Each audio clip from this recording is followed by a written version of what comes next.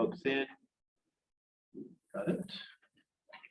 Okay, it is 1 o'clock. I will call the meeting to order. Let the record show that all three commissioners are present. We will start first with our pledge of allegiance.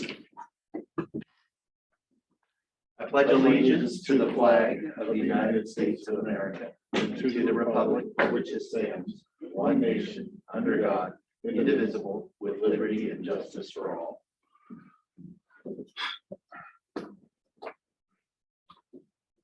All right.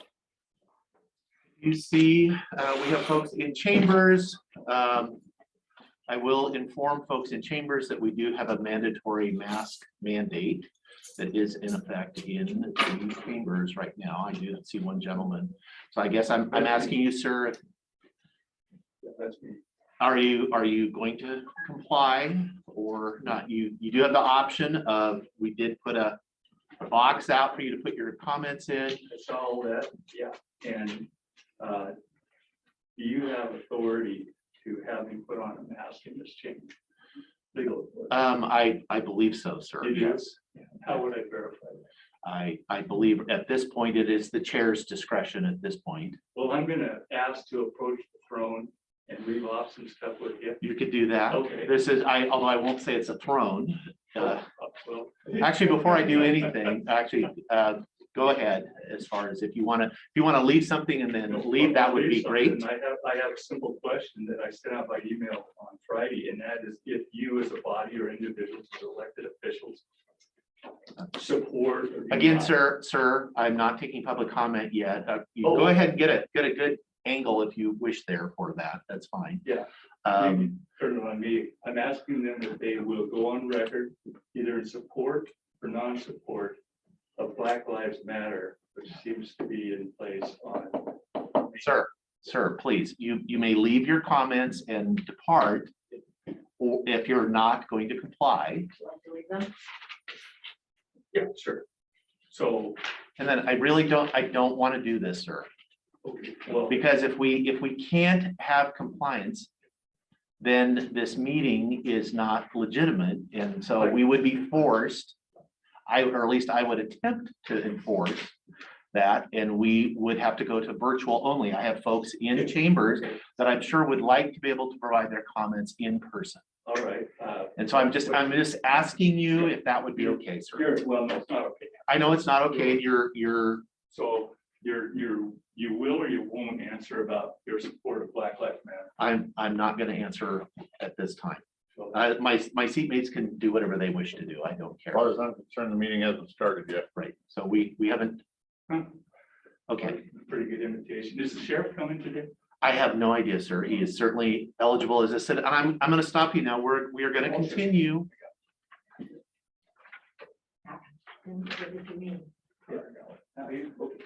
Thank you, sir. Here's one for you. Oh, Okay. Thank you.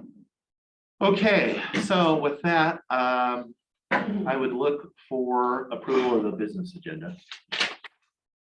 I guess I can throw that out. I was gonna ask if we, did everybody look over the minutes, by the way?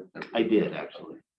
Mr. Chairman, make a motion, we approve the business agenda with one add-on under new business. I will second the motion. Okay, I have a motion to second on the business agenda. Any discussion on that? Hearing none, all those in favor say aye. Aye. Aye, motion passed. Mr. Chairman, I would make an motion to approve the commissioner meeting minutes from September 7th, 2021. I would second the motion. Okay, I have a motion to second on the September 7th meeting minutes. Any discussion on those?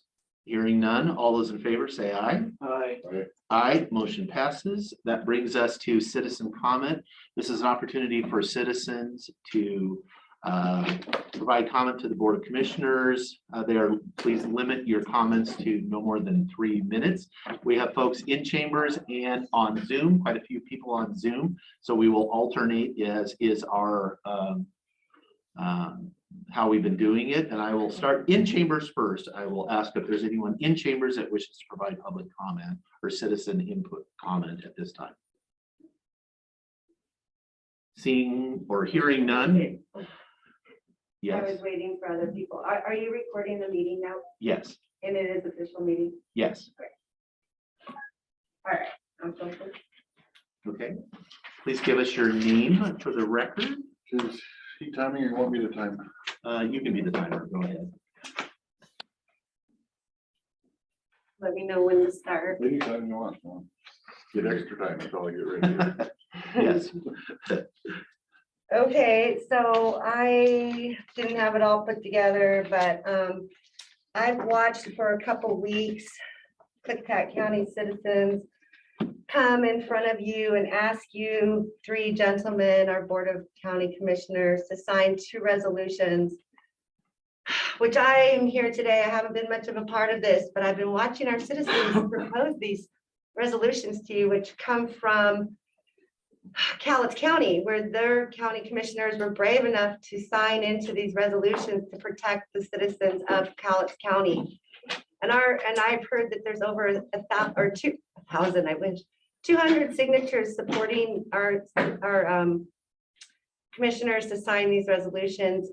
One is that the county commissioners support citizens' right to oppose coerced vaccination in Klickitat County, entitles which receive government funding through the county may face elimination of the funding as they are coerced by any means customers or staff into vaccination. The other one is, I wish I had time to read them onto the record for all the citizens of our county to hear. The other one is Klickitat County Board of Commissioners will not require vaccination of BOCC Klickitat County employees. You've had people come in front of you and say people are losing their job here, and we need our healthcare workers. And you three gentlemen can alleviate by signing these resolutions that protect our citizens. You can alleviate the fears of our employees, your employees, our hospital staff that we obviously need. We don't want to lose them. That would cause chaos as we try to recover in our county.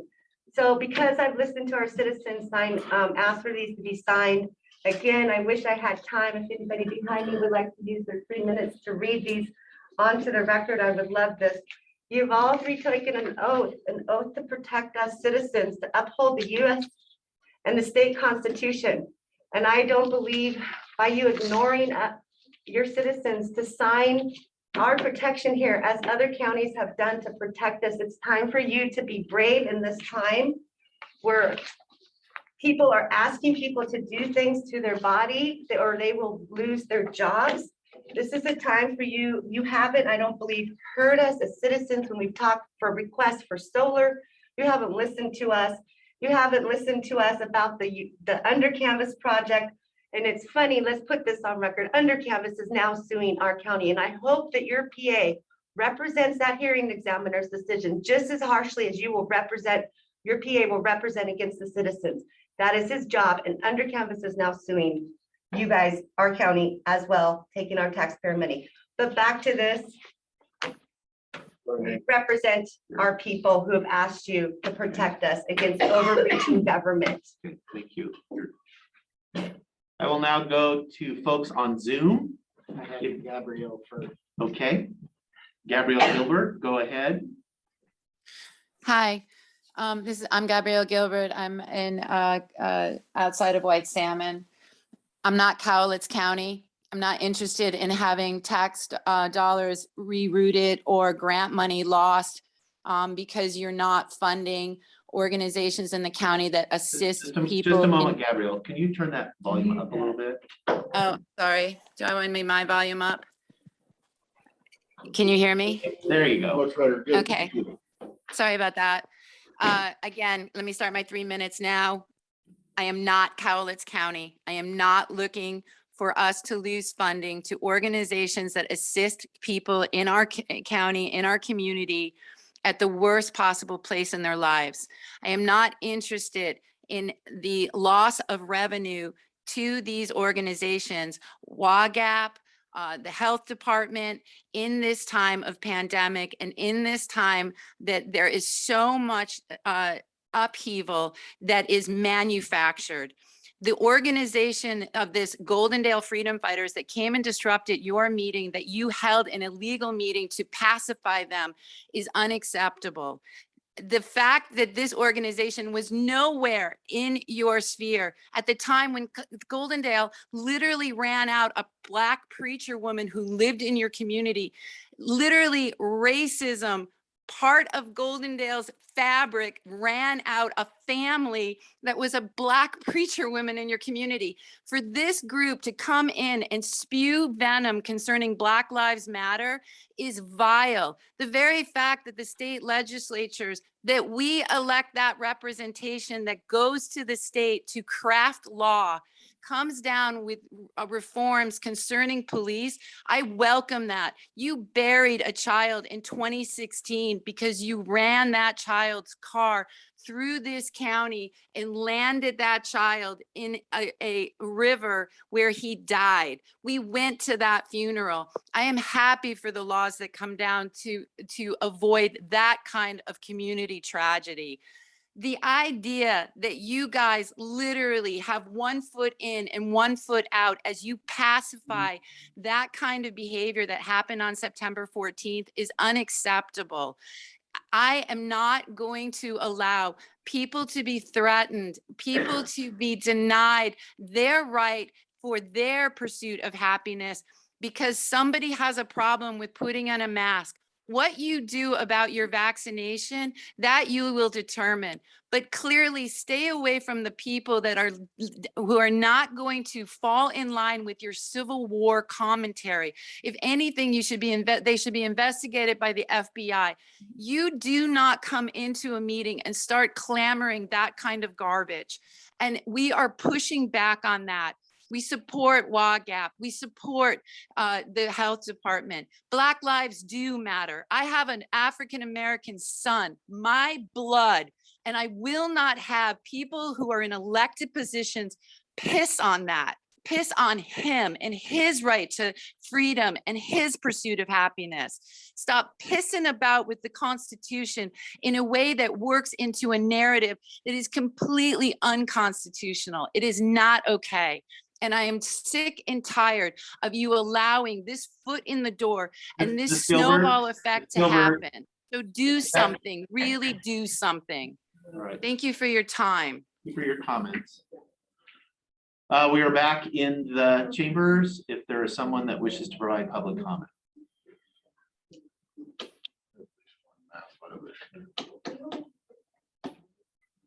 Okay, sir, come forward. Short question. Can you come forward, sir, so that folks on the, And Ron Kinsella, from Goldendale. thank you. I only got a question. I just heard that lady talk about what Black Lives Matter. Yeah. Has the county taken any firm position one way or the other on Black Lives Matter? Not to my knowledge. You're not going to, you're the director. You're not going to say, I agree or disagree, or what are you going to take a position on? Why is it necessary for a, I mean, if, Well, it so seems are to we, be is like- it necessary for the board to take a position on any question that is put before it? Do you think it's important to the society in general, the people that are for it, the people that are against it? You know, I mean, we're part of the people. Sure. You're a part of the people. I have to, if I decide I have to tell anybody what I want to do, you should have to tell them what you want to do, especially when you're the leader of the community. You know, there's questions asked of you all the time, and you don't give an answer. Just give an answer. Everybody's not going to love you or hate you, but you got to give an answer. You just can't keep saying or turn deaf and dumb. I'm neither deaf nor dumb, but I am only, at least for myself, I'm only going to answer questions that are relevant to my job as a county commissioner. I have all kinds of opinions, just like everybody else does. Those aren't relevant to my job. If there is a connection, if it becomes relevant as far as Black Lives Matters or anything else, if there was a protest planned in this county and it was going to impact things, I may have an opinion on that as far as how it was treated. At this point, that is you are fishing for something and you want my personal opinion. I am No, not want going to you give just you answer that. a question, yes or no. That's key. Lots of times you don't even answer a question. You know, is there something in when you sign in that says I don't have to answer questions to the public that elected me? Is there something in there that says that? I don't come to all these meetings. I hear lots of things. Mhm. and I've listened to lots of things. But you know, that there's yes and no. You gotta, sometimes you have to step up and say that somebody may not like it, but you're gonna have to say it. So, you know, Black Lives Matters to lots of different people in different ways. In this country, right now, it's got a big importance to lots of people. They affect you, they affect me, they affect everybody in one way or another. So, that's only one question that you haven't answered. You know, don't answer other questions either, so. And So, the same old thing, yes, would you agree that Black Lives Matter in that discussion is a universal discussion that's being had all over the country? It's a federal issue, it's a state's issue. would I agree with that? And we have no control, we have no impact over where that goes. You just heard the person previous to you have a different opinion on Black Lives Matter than you. At least she gave hers, she gave hers. Our job is to represent not just who voted for us, it's to represent all the constituents.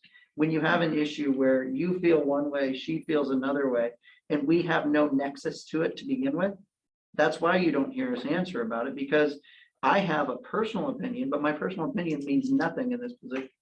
That's right. And lots of times it means nothing to you, obviously, because you don't answer the questions. This is another question you didn't answer. That's my whole thing is, if a citizen asks you a question about a specific thing, answer it if you can, or say, I don't agree with that, or I'm doing this, or I'm doing that.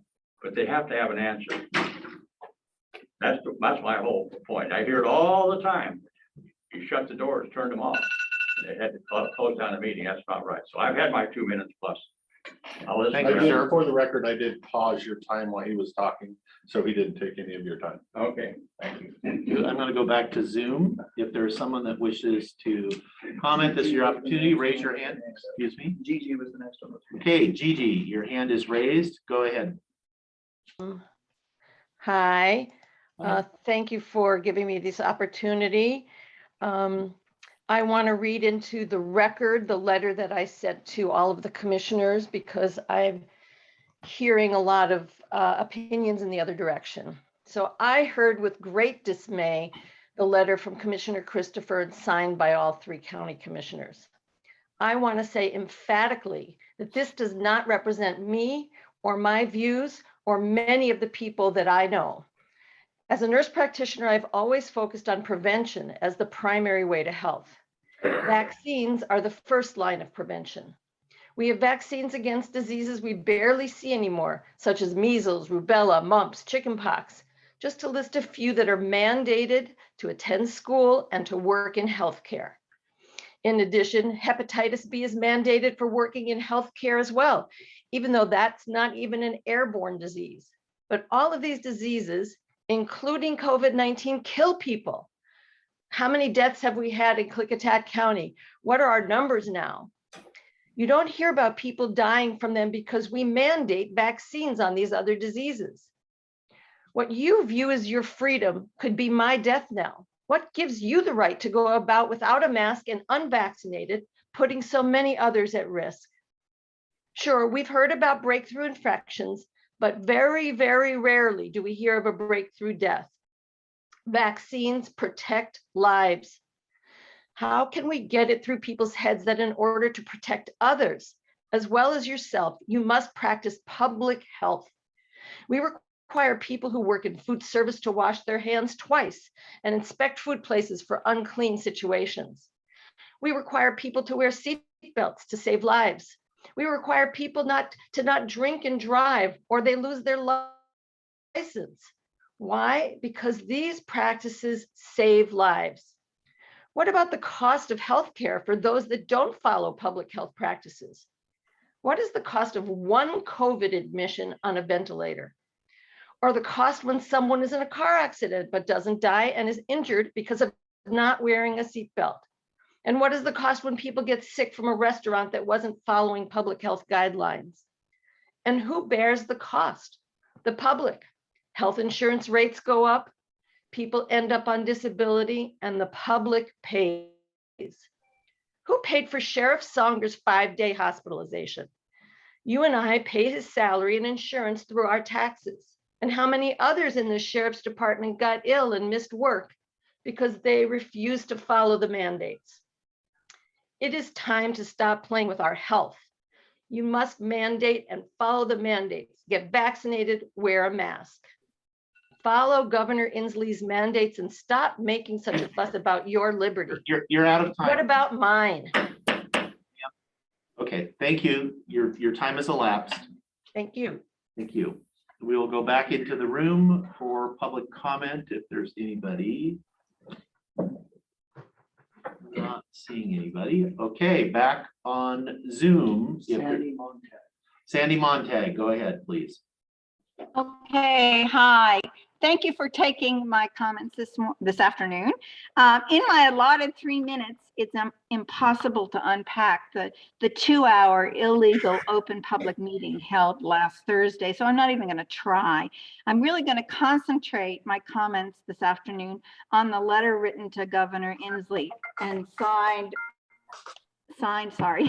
and signed by all 3 commissioners.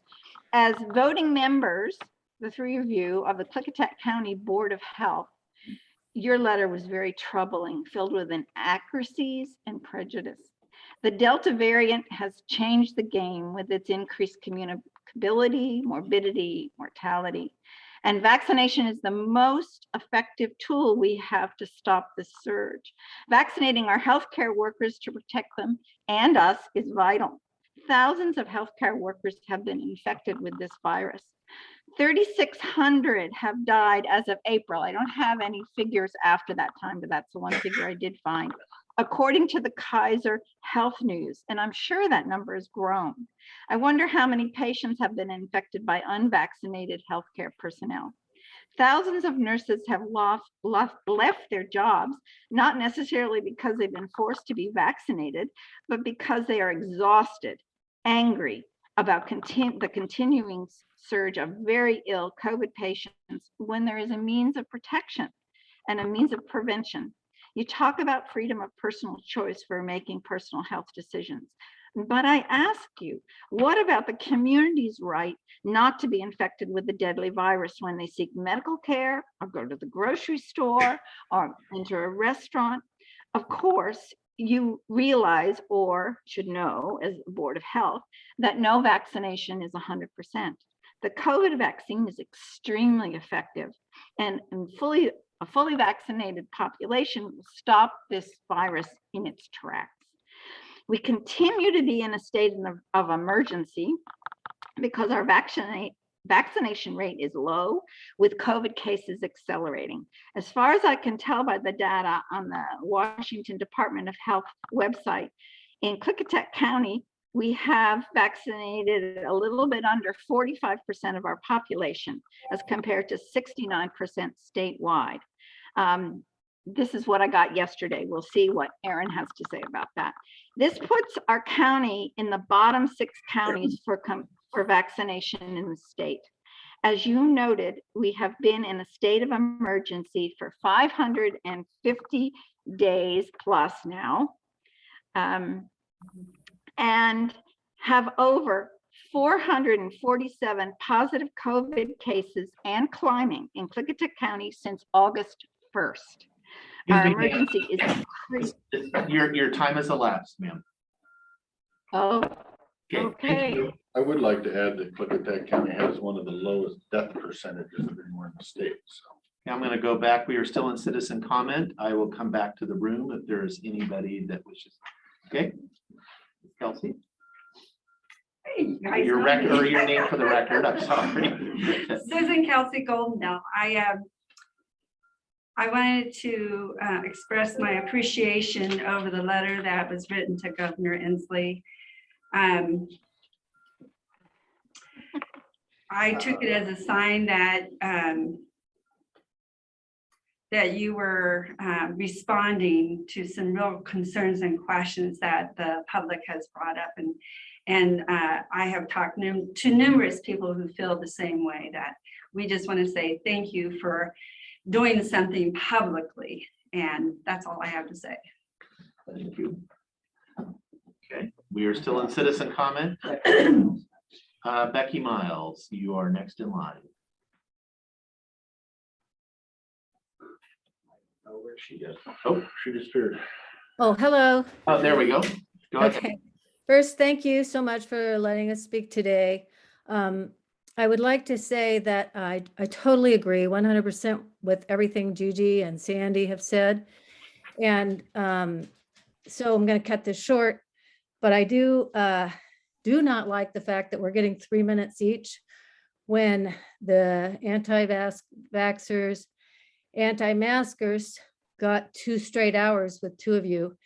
And so I'm requesting the same for the people who are actually in favor of wearing masks and being vaccinated, that we get equal time by ourselves to spend some time trying to give you our side of why we feel this is extremely important. And so hoping that one of you or all of you can tell me if that's a possibility. Good question. I did write it down. I do think you're right. I do think that would be fair. I don't know how we would facilitate that, and I will bring that up for discussion later. Thank you. And Becky, this is Commissioner Anderson. I've responded to multiple people over the course of the last week from the west side, offering to host a town hall for all of the people that wanted to bring the other side. But that would just be me personally, not with my 2 teammates.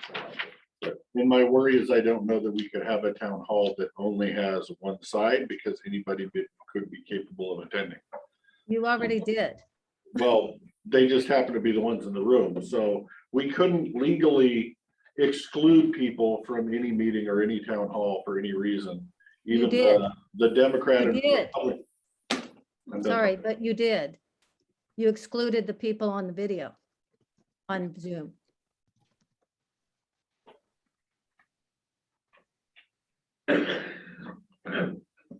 Ms. Miles, does that conclude your comments? Yes. Thank you. All right, thank you. Okay, we are still in citizen comment for 3 more minutes. I'll come back to the room if there's anybody. Yes, ma'am.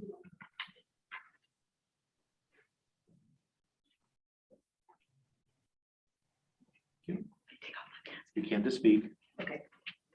So I'm Debbie Culver, and I want to thank you for your letter. And I want to thank you for making this available for free choice for the people you work for. Sorry, I will pause your time. Craig, she's allowed to take her mask off to speak according to the governor's order. Oh, Continue. Sorry, continue. No, that's fine. But That's why I'm old, consistency is so important. so I'm old and forgot what I was gonna tell you. I will reset your time and it's only fair. So anyway, everybody knows.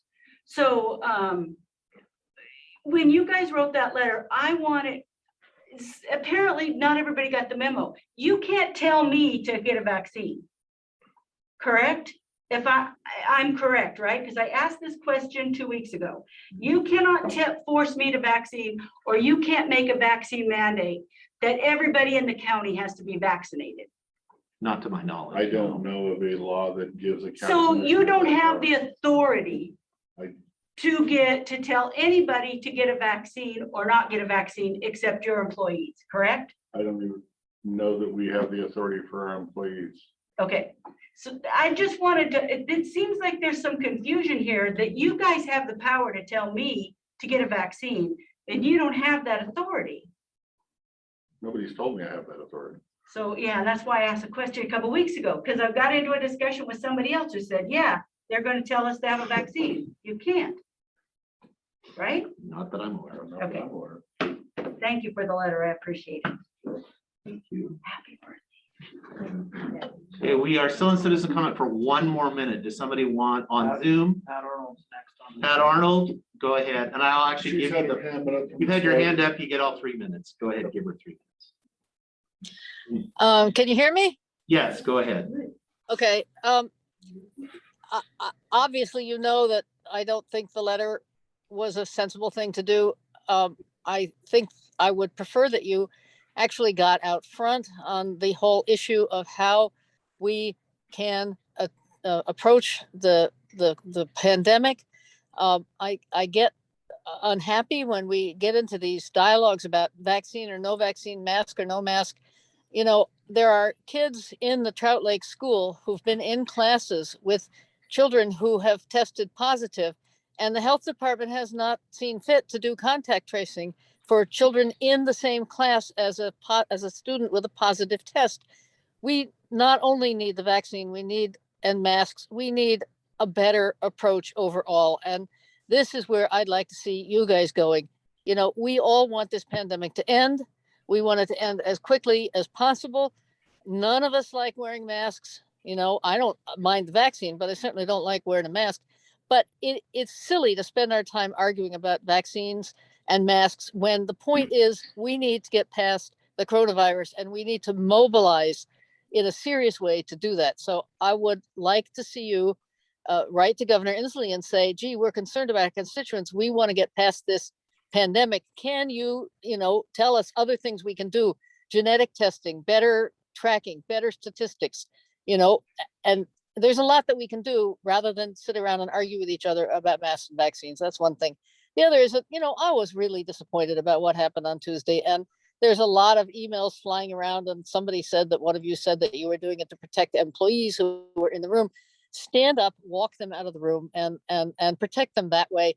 I have been before you guys numerous times, as you know, over a very long period of time, and many commissioners who predated you. I've seen generations of commissioners. I am used to having the gavel fall. You're done. I am used to not having any response. I am used to not having any opportunity to actually talk with you guys or try to come to some common agreement. It's always like, here's my case, and you go, nope, that's not a good case. Bang, we're done. If you're willing to try to appease people who have such a bad history or bad understanding of history, somebody said it was like the Nuremberg trials. That's nonsense. This is not anything to do with the Nuremberg trials. And it's like we need to have honest to goodness dialogue and conversation. And for you to sit there and let those people threaten you and let Sheriff Songer threaten you and to try to appease them, it's really, I could hardly believe what I was seeing on those videos. And I'm very sorry. I like you guys. Personally, I don't, and it just hurts me. Arnold, It just hurts to Ms. see Arnold, the gavel's falling. So Thank you. that I would ask, Mr. Chairman, since we don't have any time in our meeting later, because we're super busy to have more public comment, there's one more person that's had their hand up for 15, 20 minutes. Can we give them 2 minutes and then be done with comment for the day? until somebody else raises their hand. It's, I'm just, Chairman's prerogative, I'm asking. We have a packed agenda, It is. partly because things had to be moved from last week. So I'm going to say no. We do have only one person with a hand up. Okay. All right. Give it a time limit, 2 minutes. 3 minutes is fine. Go ahead. Luke, Luke, are you there? Good morning, commissioners. Thank you for the time. I If you appreciate need it. that. Oh, And can you hear me? Yes.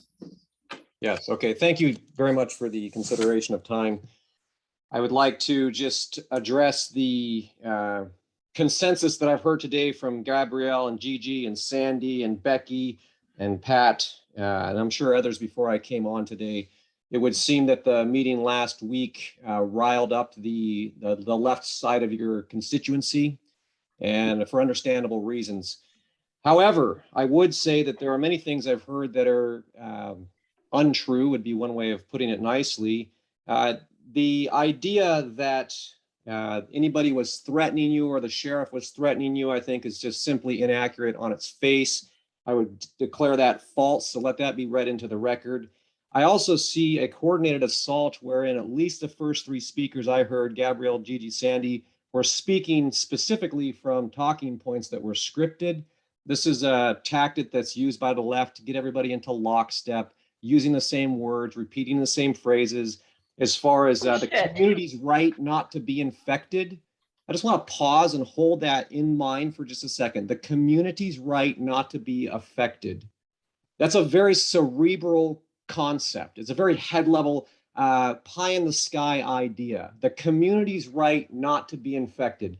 On its face, it is absolutely absurd to state that the community has a right not to be infected. As human beings, getting infected, getting sick, seasonal flu, etc., is a natural part of life. Not only should we not fear it, we should understand that it's a predictable part of life. And yes, there is mitigation that can be taken. There are vaccinations that can be taken. But again, those are personal choices that can be made.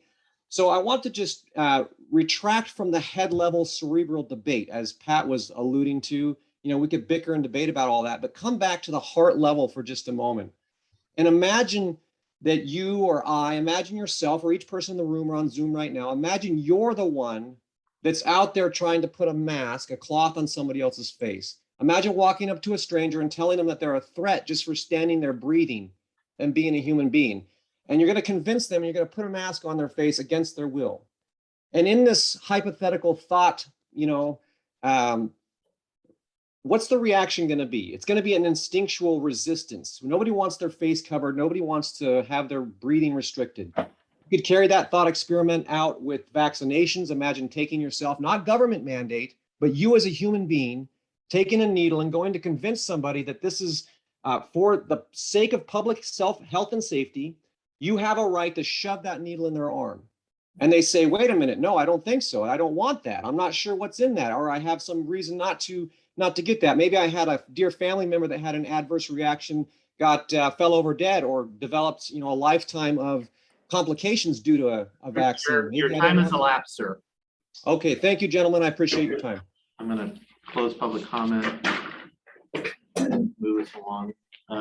The time being 1:36, time past we had set for public hearing, public meetings and bid openings. Our first order of business is a public hearing that was continued to consider a supplemental budget and amendments to the 2021 budget for various funds and departments in the sum of $602,285. And at this said hearing, any interested taxpayer may appear and be heard for or against the proposed supplemental budget appropriation. But let me be clear on that. We will start with a brief staff review from, come on up. From staff. From staff. Hello, commissioners. So we revised the supplemental budget for now to include only the election reserve fund, Fund 111, and then the tourism fund, Fund 123. And the rest of the supplemental requests are under review as to where the funds will come from. Okay, can you give us the total of those two funds? Fund 111 is $66,533. Fund 123 is $52,366. Thank you. I could have looked it up, but it's easier. No, that's I saw fine. that you had it. Okay, and just for the record, the board has it's within its, it can't raise anything that was published, but it can approve a supplemental budget that's less in amount than what was advertised. So that's acceptable. I will now open the public hearing to take public comment on this supplemental appropriations. Sir, do you wish to give public testimony? Yeah, I got a. Could you please can you come? Dale Eldred, Goldendale. Thank you. I got an email from Commissioner Christopher that said he cut the budget by $1.7 million. That's not true. So why do you I think need we have to. 600,000? Would you do it the 1.7 million I that's said cut? we need to. I didn't say Please, we have. he's giving his comments. You go ahead. So I just wonder, if you cut 1.7 million, how come you need 602,000? Okay. Would you do it this 1.7 million? No, I believe, go ahead if you wish to. There is no 1.7 million yet. We haven't done it. We And need then, to. and then, okay. That's what the budget process is for right now. So do you have testimony relevant to this? No, it just appears like we have an overspending problem here. That's what it looks like. So are you speaking for or against the? Against. the sub- Okay, thank you, sir. Okay, we are still in public hearing right now for this appropriation, the supplemental appropriation. Is there anybody, I'm going to go on the Zoom. Is there anybody online that wishes to provide public comment on this specific budget supplemental appropriation? Please raise your hand or unmute yourself, *6 if you are on a phone. I will ask my seatmates to check. There's a lot of, Oh, sorry, there's a lot I of, was looking at I have a lot of screens. No, there's not. Okay, is there anybody in the room that wishes to provide public comment on this topic? Seeing none, I will now close the public hearing for public comment, discussion by the board, or questions. I do have a question. Yes. The election reserves fund, 111, that $66,000 is COVID grant money reimbursement, right? Yes, so that was CARES funding that CARES was given, that was provided for the auditor's office. They did not use all of it, so they have to return the unused portion. So we are returning 66,000, Yes, we are. and that's the one thing we're doing here. Mhm. The other one is the tourism, out of the tourism funds to provide the pass through to the two chambers. Okay, Any other board questions? No questions here. So, no question. okay. With that, I would make a motion that we approve the supplemental budget for 2021. Of the, since my cheat sheet's wrong, of the election reserve fund for $66,533, and for Fund 123 tourism for $52,366. I will second the motion. okay, I have a motion and a second to approve that portion of the supplemental budget request for the election reserve fund and the tourism fund. Any further discussion or any discussion? There being none, all those in favor say aye. Aye. Aye, motion passes. The budget is, budget appropriation or supplemental is approved on those two. Thank you. We'll be back on the other We'll stuff. be back. Okay, thank you. Next, we have a public meeting to consider approval of short plat SPL 2021-13. This is in the Centerville vicinity. Applicants are Daniel and Nadine Rhodes, and I believe we have a staff will provide a brief update. Denise? Yes, are you on? There we go. This is Denise Lee in the planning department. You guys hear me? Yes, okay. go ahead. All right, so what we have is a short plat, SPL 2021-13. It's a proposal to create 4 lots from parcel 03151000000100. The proposed short plat is located in the Centerville vicinity off of Finn Ridge County Road. The administrative review of the short plat has been completed. Signatures have been obtained from the road, health, and planning departments, including the treasurer's office. All conditions attached to preliminary approval have been met. If the board finds it's in the public's interest to approve the short plat, a motion needs to be made granting final approval of SPL 2021-13. Applicants Daniel and Nadine Rhodes. You should have a 2-page Mylar Yes, we do. somewhere. Yes, go ahead.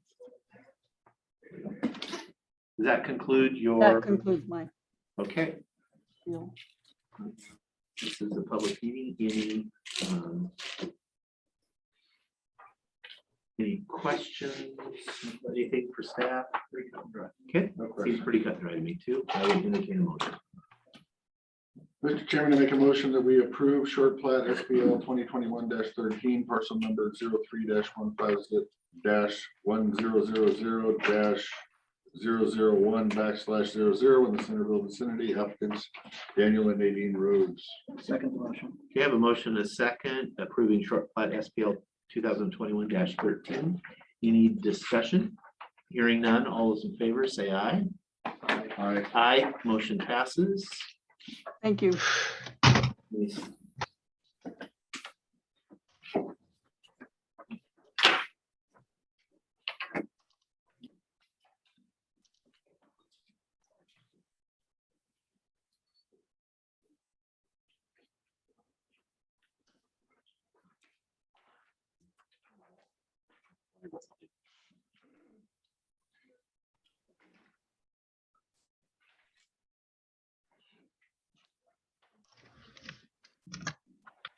Okay, our next order of business is a department update. This is Public Health Director Aaron Quinn. I will remind folks, this is not the Board of Health meeting that is scheduled to take place at 2 o'clock. So this is the Health Department's update to the Board of Commissioners. Good afternoon, Ms. Quinn. Brought, because I know things are more fun in color.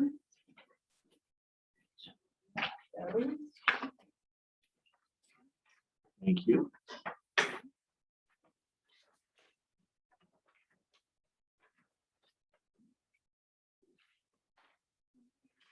So I'm gonna just leave all of the COVID updates for the Board of Health, but just talk generally about kind of where we're at as a department. So there is, your office does other work besides COVID? We do, and I get really excited to talk about it because some days I think it's important to remember that there is life outside of COVID. So we've continued to offer our WIC services remotely. So this update is covering the months June, July, August. We've served 252 WIC clients. The WIC is a federal program, and so they do believe that it's going to continue to be remote at least through probably the end of the year. So it's actually been pretty successful that way. Obviously, we're all excited to, eventually bring them back into the office when it's appropriate and safe for little ones to be out and about. So that's been going well. We've reinvigorated our breastfeeding peer counselor program, and we have a coordinator, Anna Coughlin, has put the program back together. We had that program for some time. We actually got a federal award in 2015, I believe, for the work that we've done supporting breastfeeding moms in this county. So we're excited to kind of get the ball rolling back on that again. So we are looking to add the 2 peer counselors to the program. They're contractors, they're WIC funded. So the staff have been looking for a good fit. One of them does have to be bilingual. That is a requirement of the program. So I've reached out to some individuals in the county who would be a good fit and meet the criteria for that as a current or previous breastfeeding mom.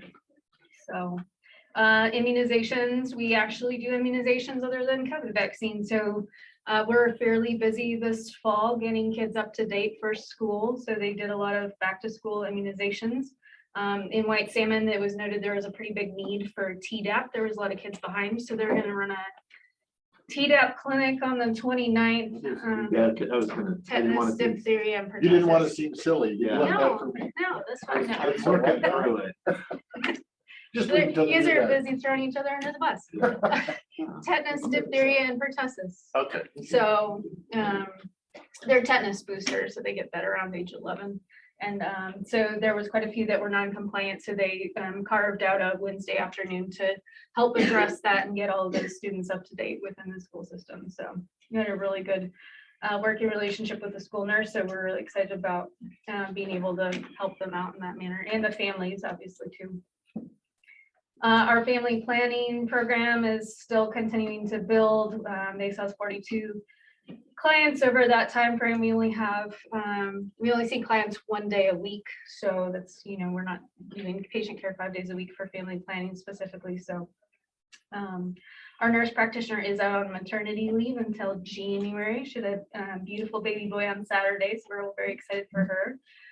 We're having the nurse practitioner that was previously employed at Skamania County as the family planning nurse practitioner will be covering her maternity leave. So already familiar with the state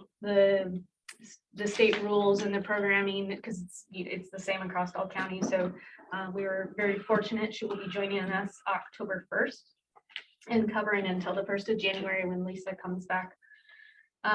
We also received the perinatal mental health grant that is going to help provide mental health support for women who have given birth. It is to be led by peers and community members. So there's some folks that have volunteered to help lead these support groups for these women. So it'll probably be tied in kind of with as a similar programming to the breastfeeding program. There's a lot of energy and excitement around that, and so really excited to be able to offer in a very small way some mental health support to these women in our community. We do have a new front office person joining us October 1st in the Goldendale office. She'll be Filling the position that has been empty, I think, since towards the end of July. We're really excited. Mackenzie Coleman, she's joining us. She was at KVH and has a really good energy, and we're really excited to have her join us up there. So that's fun. So new things for us. Environmental health. I did put the graph in the back about the OSS site evaluations. It doesn't really break down, I don't think, east and west in the actual graph, but David did call out the numbers. So you kind of see the growth on the east end and the west end. He said that had been a request earlier, so he wanted to make sure that he called out. For permits processed, we've almost doubled what we did last year. Site evaluations, another significant compared to last year as well. So they've been pretty busy. I know the turnaround time has been about 3 weeks to a month on getting the permits processed, just because of the sheer number of those. They continue to do the water samples. They've been doing really well with that. They got the new with our foundational public health monies, they were able to get the new incubators, and that's really helped increase their ability to do quantities. So that's been really helpful. I know that they have 8-ish compliance cases open that they're working. I know one of them, I think they've met with the new compliance officer, and they were excited to move forward with working with that. We did just get signed off the MOU with the Department of Ecology that will allow for Actually, I'm people. gonna stop you, just my brain is a little behind. That's okay. 8, did I hear that right? 8 Septic. septic, and then those are, Active. just so we know that it's all septic, there's no water. Not that I'm, no, those Okay. I believe are the septic ones. Okay. So the MOU that we just signed with the Department of Ecology allows, sometimes it's a barrier for people to get these cases resolved due to cost, because obviously it's expensive to potentially do that. So with this MOU, we do have the ability to link people with services that will help them. So it's low interest. If you maybe have bad credit, they can still help you get the loans to repair what needs to be repaired to get you in compliance. So hopefully that will help. I know some of the compliance cases in the past have been challenging due to sheer cost and people not having that. I'm wondering if the newest, because I did have a press release or a notice yesterday that we, meaning, the county, as far as our partners, were successful in another round of the home repair program that we ran before. And I'm wondering, because the idea of that is it's no interest. In fact, you don't have to repay it until you leave the house, whether it's it's really geared towards if you have like life safety issues, particularly for seniors, that you can go in. So the idea is that you can make the repairs so you can stay in your home, and then when you're no longer in your home, or you've moved in with your kids or moved on, then it all gets settled out at that point. And I'm wondering if the septic systems, I'm just brainstorming, I think that would be an eligible use of the dollars, if to me, that's as relevant as. We're checking. Yeah, and so I don't know on this one. Because it was a $400,000 appropriation that we had. That's Klickitat and Skamania. City of White Salmon is the manager, but the funds can be used anywhere in Skamania and Klickitat County. City of Bingen did it the previous time or the first time, which we owed a favor for, that I paid. How that works. Yes. It was a totally appropriate. I expected more. Yes. I Got through audit. You probably had to sit through a few meetings. Yes, that I did want to. Yeah. So anyway, that will be a good thing. And that would also be something with. I'll talk to Marla about that. Yeah. Because I honestly, and I can't speak to right now whether or not this program that we just got with the Department of Ecology, and all we have to do is sign the MOU that says in this county, this is available to you. And then we can help people get, like, this is who you need to call. but we don't actually have any part of administering the Right. monies or anything like that. Okay. And I don't know if that's part of the program where you have a I think this deferred is a payment. different, yeah. Or so that the living environment one sounds like potentially that might be something we would refer people to first. If for whatever reason that didn't work, then we'd have the backup, but certainly trying to make sure that, we can help people in instances where they potentially may not have the ability to comply because of financial reasons, because certainly in this county, that is a concern on some issues, so. As far as food safety goes, Kelly Sizemore is moving on. She's been with us for 7 years. We're very grateful for everything she's done with us. She's been a stellar employee and we're gonna miss her very terribly. She got a really good opportunity and we wish her well, but we are also currently hiring for that position. She is the food lead, so it's mostly focused on food safety. And a position obviously we're required to have by the RCW that we do food inspections and licensing restaurants and that sort of thing. So they issued 138 food worker cards in July and August. I thought it was interesting. They did the breakdown in languages, which I hadn't seen them do before. So it's interesting that we have we did 134 in English, 1 Korean, and 3 Spanish. So I don't know, I thought that was interesting. The environmental health team still continues to help us with the COVID response. And again, I'll cover the COVID response once we get to the Board of Health. So they've been really helpful with our vaccine clinics. They've been really supportive of that. And I'm sure they know, but will continue to help us with our vaccine clinics through the fall and really helping with social media updates and keeping the website up to date. They did continue to do surveillance for algae. It says Roland Lake is still blooming. I know at one point there was quite a few. We did post signs and worked with the parks departments when it was appropriate, or whoever was the key partner to make sure that the appropriate signage was posted during those blooms and the appropriate warnings. We did complete our mosquito surveillance trapping. We did that from June to September, so I think last week was or 2 weeks ago was the last week that we did it. So every week throughout the summer, they went to different areas around the county to do mosquito trapping. I know they did a couple of times out in the Alderdale area. I know they've done Trout Lake, Glenwood, some places around Goldendale and White Salmon as well. I haven't seen the Testing for West Nile or something. Yeah, and I haven't seen the results of the trapping and testing yet. We will probably, the Department of Health will likely put those together when we get those kind of in the next coming months. So we'll have that information, but we're really excited to be able to participate in those surveillance programs for that. So Skamania County, Nikki continues to do the environmental health Skamania County with our partnership that we have with them, and has continued to be busy with Skamania County's increasing obviously their business as well. And she's been helping us just kind of with some social media stuff. So we're really grateful for that. And then just on the back, I just did just your basic case counts. I think currently, I printed this morning at 7. I think the current case count, I think yours says 1599. It should be 1613 as of this afternoon. They were able to recover some individuals, so we're down to 74 active cases at this point, 15 deaths. So 74 active. yes, sir. 15 deaths. Yeah.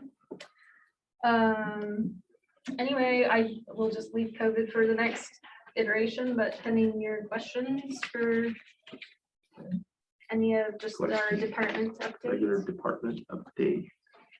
Well, very detailed. Thank you. We're about 1 minute from the Board of Health meeting.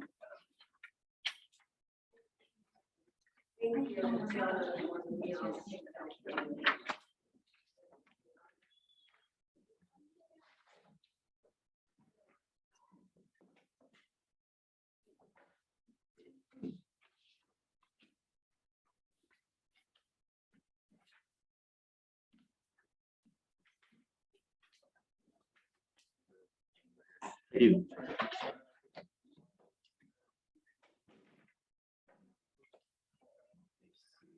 Your board's on there. They are all on there. Okay, good. So is Dr. Person. Dr. Person. Okay, well, actually, I guess first we'll do this. I will recess the Board of Commissioners meeting. And Do you need a motion? I think I do. I mean, we never have, We but never have, but I looked at it and I think officially we do. I I don't, I think we learned I don't unilaterally have the power to recess. I was gonna say, I thought I read that last week. Somewhere it seems. Whatever. I don't know where. Yes, Mr. Chairman, I make a motion that we recess the Board of Commissioners meeting until after the Board of Health. I will second. I have a motion, a second to recess the Board of Commissioners meeting. All those in favor say aye. Aye. Aye, motion passes. Okay, with that, I will now open, I will call to order the Klickitat County Board of Health. Welcome, folks that are, and if we can, just for the record, acknowledge that all 5 Board of Health members are in attendance, and Dr. Person, our health officer, and also Director Quinn, who is staff to the Board of Health. That seemed reasonable. I didn't demote you, did I? I don't think so. That's fine. All right, so we are in order. I guess I would be looking for a motion to approve the agenda. So moved. Second. Okay, I have a motion and a second for the agenda that was provided. Any discussion? Hearing none, all those in favor say aye. Aye. Aye. Aye. Motion passes unanimously. It brings us to the minutes. Hopefully folks had a chance to review those.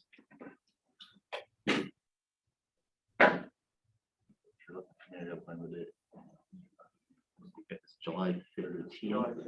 Yeah. Mr. Chairman, I make a motion, we approve the meeting minutes from July 15th, 2021 as presented. Second. Okay, second by Ms. Pennington. I have a motion, a second on the July 15 minutes. Any discussion? Hearing none, all those in favor say aye. Aye. Aye. Aye. 2 seconded, so that looks like an aye. Motion passes. That brings us to COVID-19 discussion. We have on here the clinical update. It's going to be led by Dr. Person. So we will start with that. Dr. Person, welcome. Thank you. Thank you always for the opportunity to provide some high-level clinical updates. I will leave it to Director Quinn to provide more of the specific actions that Klickitat County Public Health is taking. So I wanted to cover a few topics. One thing about COVID is that there always seem to be things changing and new guidance and recommendations. Talked today about vaccines. First thing I wanted to touch on is breakthrough cases. That's something that gets a lot of interest and needs to be understood that breakthrough cases are to be expected. The primary purpose of vaccines is to prevent severe disease, hospitalizations, and death, and they remain very effective in that. Prior to the emergence of the Delta variant, the vaccines were also incredibly effective at preventing transmission. Since the Delta variant has appeared, we have seen more breakthrough cases. At the state level, there have been a total of 31,708 breakthrough cases.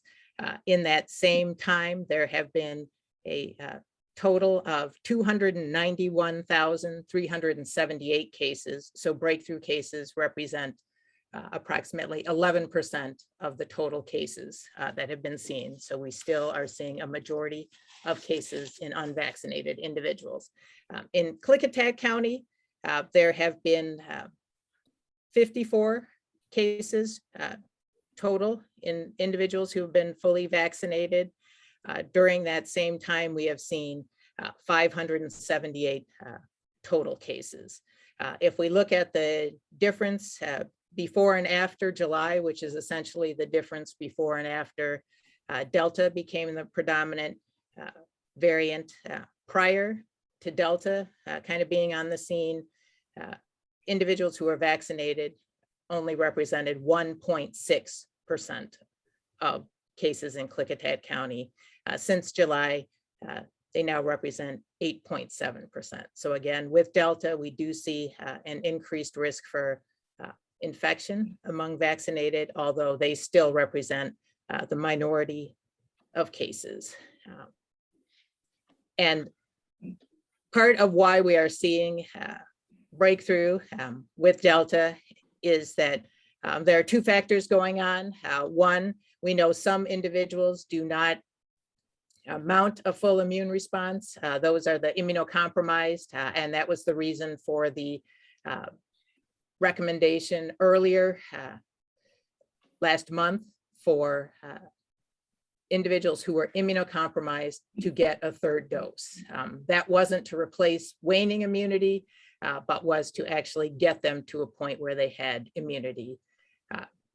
One of the advisory committees for the FDA met on Friday to discuss booster doses, which is, again, these are doses for individuals who've been vaccinated to boost waning immunity.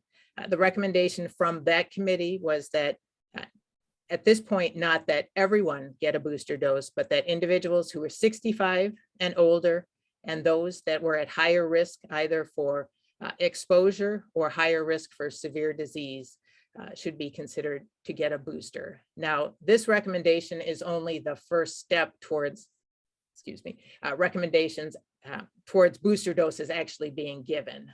After the committee from the FDA provides their recommendation, the FDA as a whole will need to review that and make their recommendation. And then the advisory committee on immunization practices at the Centers for Disease Control and Prevention will need to meet and make that recommendation as well.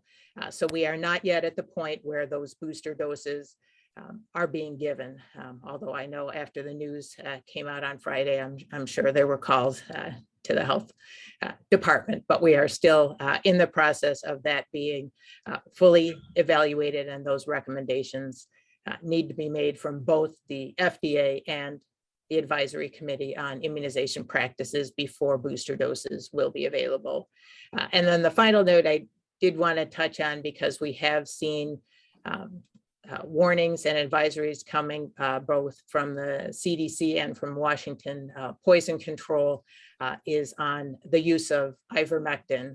So that has become a popular topic in social media as a potential treatment for COVID-19. There have been no clinical trials that have indicated that it does have value. Unfortunately, because it is available as a treatment for animals, individuals have been able to purchase it. So Washington Poison Control has seen calls to the Poison Center triple related to ivermectin poisonings, and a majority of those calls actually have occurred in the month of August. People really need to not be making that decision on their own, particularly using medications that were designed for animals. The dosing on those does tend to be significantly higher, and there is a very high risk of accidentally poisoning yourself. And again, there have been no clinical studies to date that have indicated it works as a treatment. So we do not recommend the use of it and actively discourage others from that. And that is it for my clinical updates. So I either open it up to questions or turn it over to Director Quinn at the board's discretion. Okay, thank you, Dr. Person. I am going to ask for questions from board members for Dr. Person on her clinical update. If there are any, I'm not seeing any from board members via Zoom. Okay, so we will continue on then to our So I have I have my hand raised for questions. No, there will be an opportunity during the public access to the board. Further down, this is the opportunity for the board to ask questions of their health officer. So you will get an opportunity. It's just further down the agenda. So that moves us along into the situation update. If you wish to take that, Director Quinn. Yes, thank you. So it's been a busy couple of months for us for sure. So we talked about we're up to 1,613 cases. We had more cases in August than we had through March through July combined. That was the highest case counts we've had. We know that there's actually more circulating than the cases that were reported to us due to the availability of over-the-counter tests that people can take at home, and obviously do not feel compelled to call, which we respect, but understand that there is more disease in the community than even that we're aware of. So on, in like official lab format. So it continues to be busy. We're on track. I think we've had 200 cases this month, so we could easily meet the same as August, if not more. We have seen in the last 2 weeks a small downturn, much like they're seeing around the state and the local areas as well. So we're really hopeful that will continue to be the trajectory that we're on. We did add another contact tracer to our team. One of the challenges that we've really been having is that people won't take our phone calls. And we need to make it very clear that we do not ever go to people's homes. So if someone came to your home and said they were a contact tracer, they are not from our office, so you should not answer the door. We do want to touch base with people by phone because we have the ability to get people in touch with services. So if you needed to quarantine and you needed groceries, like we can help arrange a lot of that stuff for you. And then ultimately, a lot of employers are asking for letters to return to work. If we haven't been able to reach you on the phone, we are unable to provide that for you so that you can go back to work. So we're just asking people to make sure they answer the phone. It's usually a pretty quick conversation, but just want to make sure that when people do answer the phone, that they are okay. And if they have medical questions, that we can get them answered for them. Much like Dr. Person relayed, we are talking to a lot of people that are using ivermectin, and again, are recommending that people consider not doing that, but do understand there are providers in the area that will prescribe that, but that you should never take those medications without medical providers conversations. So definitely have those conversations and make sure it's appropriate for you, which ivermectin is not, because there is no clinical evidence that supports taking that. So I think the big thing is for us is, before you move on for that, it does have some clinical uses beyond veterinary use. I mean, in humans. I mean, it is prescribed for things that are on its label. Person can correct me if I'm wrong. It's an anti-parasite. So when I've been on a few of my other trips, I have had to take that based on exposures. So but that was from a prescribed doctor. It was an appropriate situation for parasites. Was it pill or was it? It's a pill. Chloron. I think what most people are buying is paste. Chloron that you buy on the back of the No, we do not recommend cow. it, but yes, there is a use for ivermectin. I myself have taken it, not for COVID. I took it for parasites. Can't always control where you end up. So vaccines, we are planning for boosters. We've been planning for boosters. We knew this was coming. If the recommendation continues to be 65 and older, we feel really good about where we're sitting as far as being prepared. I asked Sharon Carter, helped me out with some data the other day. She said there's approximately 4,000 individuals 65 and older in the county based on some census data. We know if you look at the DOH website that there's 57 to 60% of those 65 and older that have already been vaccinated or have initiated their vaccine. We know that quite a few of them, at least on the west side, through just the health department numbers, were vaccinated with Moderna. So probably looking somewhere between like 2,000 individuals that will need to get vaccinated. based on if that continues to be the recommendations, that it is 65 and older. So we have amazing partnerships as we have throughout this entire response with both hospitals and North Shore, and are meeting once a week to talk about how to make sure that we are making these boosters available to county residents as much as possible. So I know our nurses have been going out to the east end of the county. They've been out to Bickleton, Roosevelt, Alderdale, probably about once a month, if not more, to make sure that people have access to the vaccines. We are looking at partnering with the Department of Health. They will send a mobile van down. The idea is for one day in Goldendale and one day in White Salmon to help take just some of the pressure off all of the health systems that are stressed in our county right now to provide boosters, but so there's continuing access.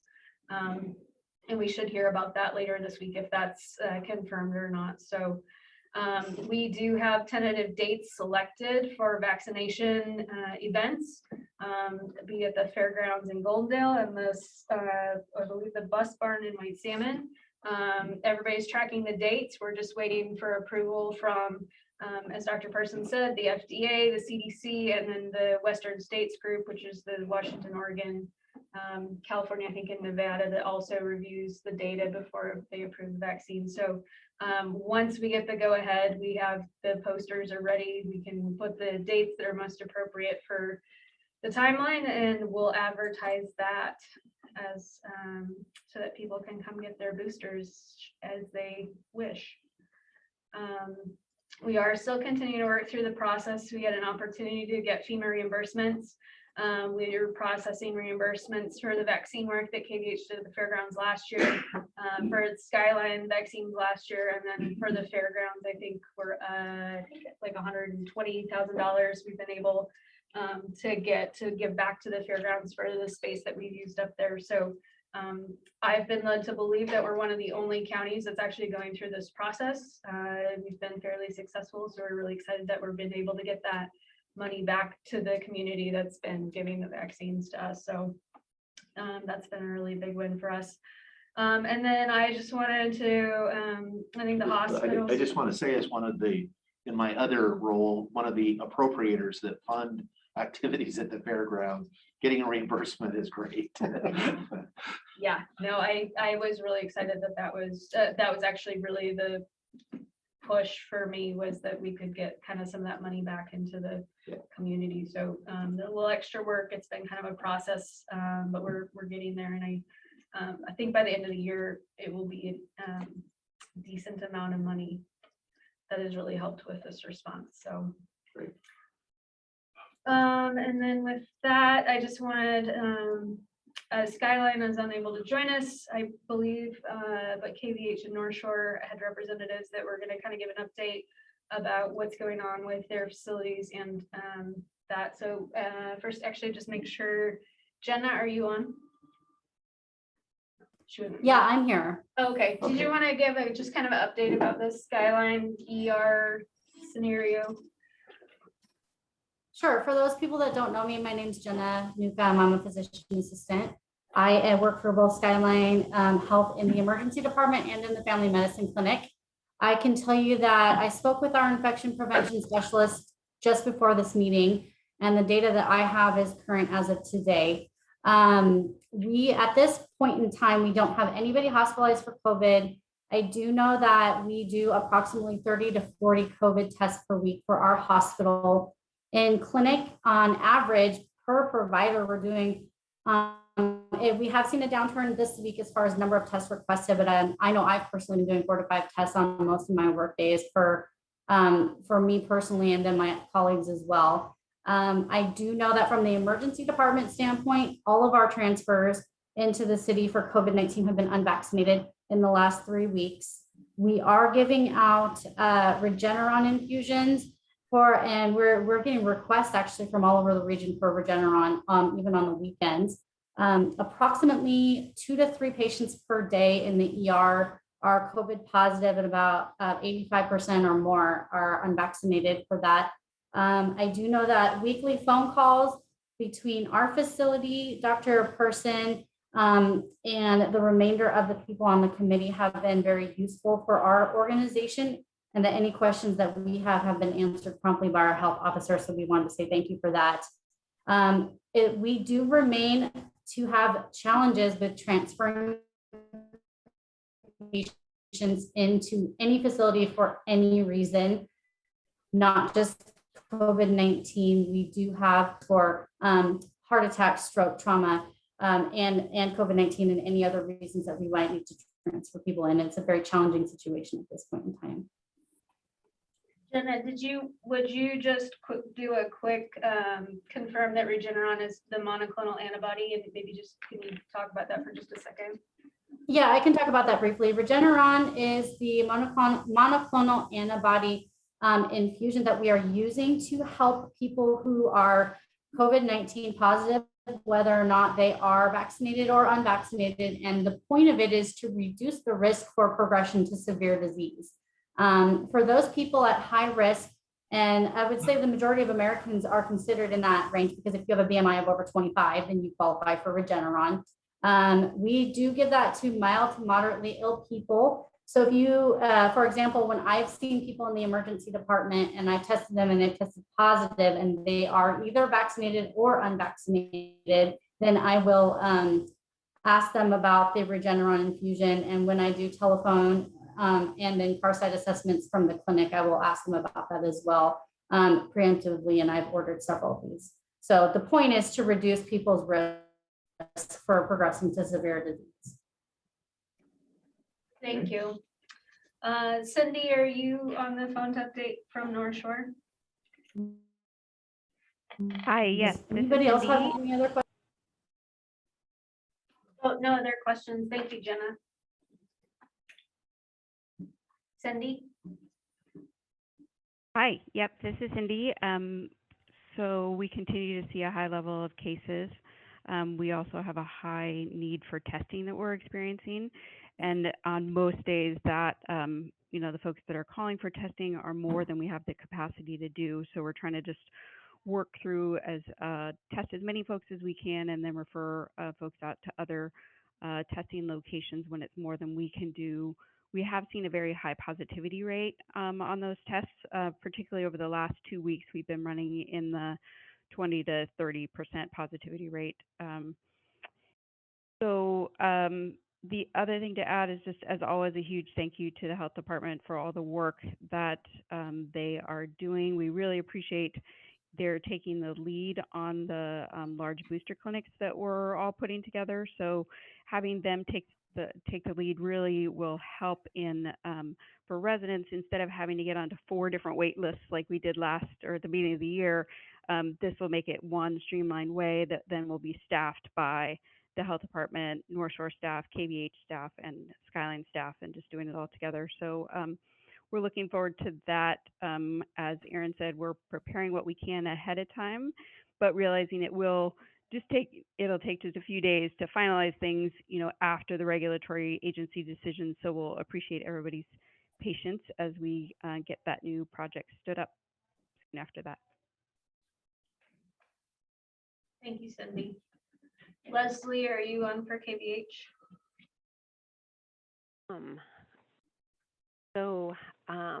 Here at KVH, very similar stories to Skyline and North Shore. So we have testing capacity some days, and other days we do not. We schedule as many as we can, get them through, but some days those are scheduled out and we have to refer out. We do not currently have any COVID patients in the hospital, but that changes on a day-to-day basis. It's in the same situation as Skyline, where we have had to hold patients in our emergency department until we could find a bed available for them, sometimes more than 24 hours.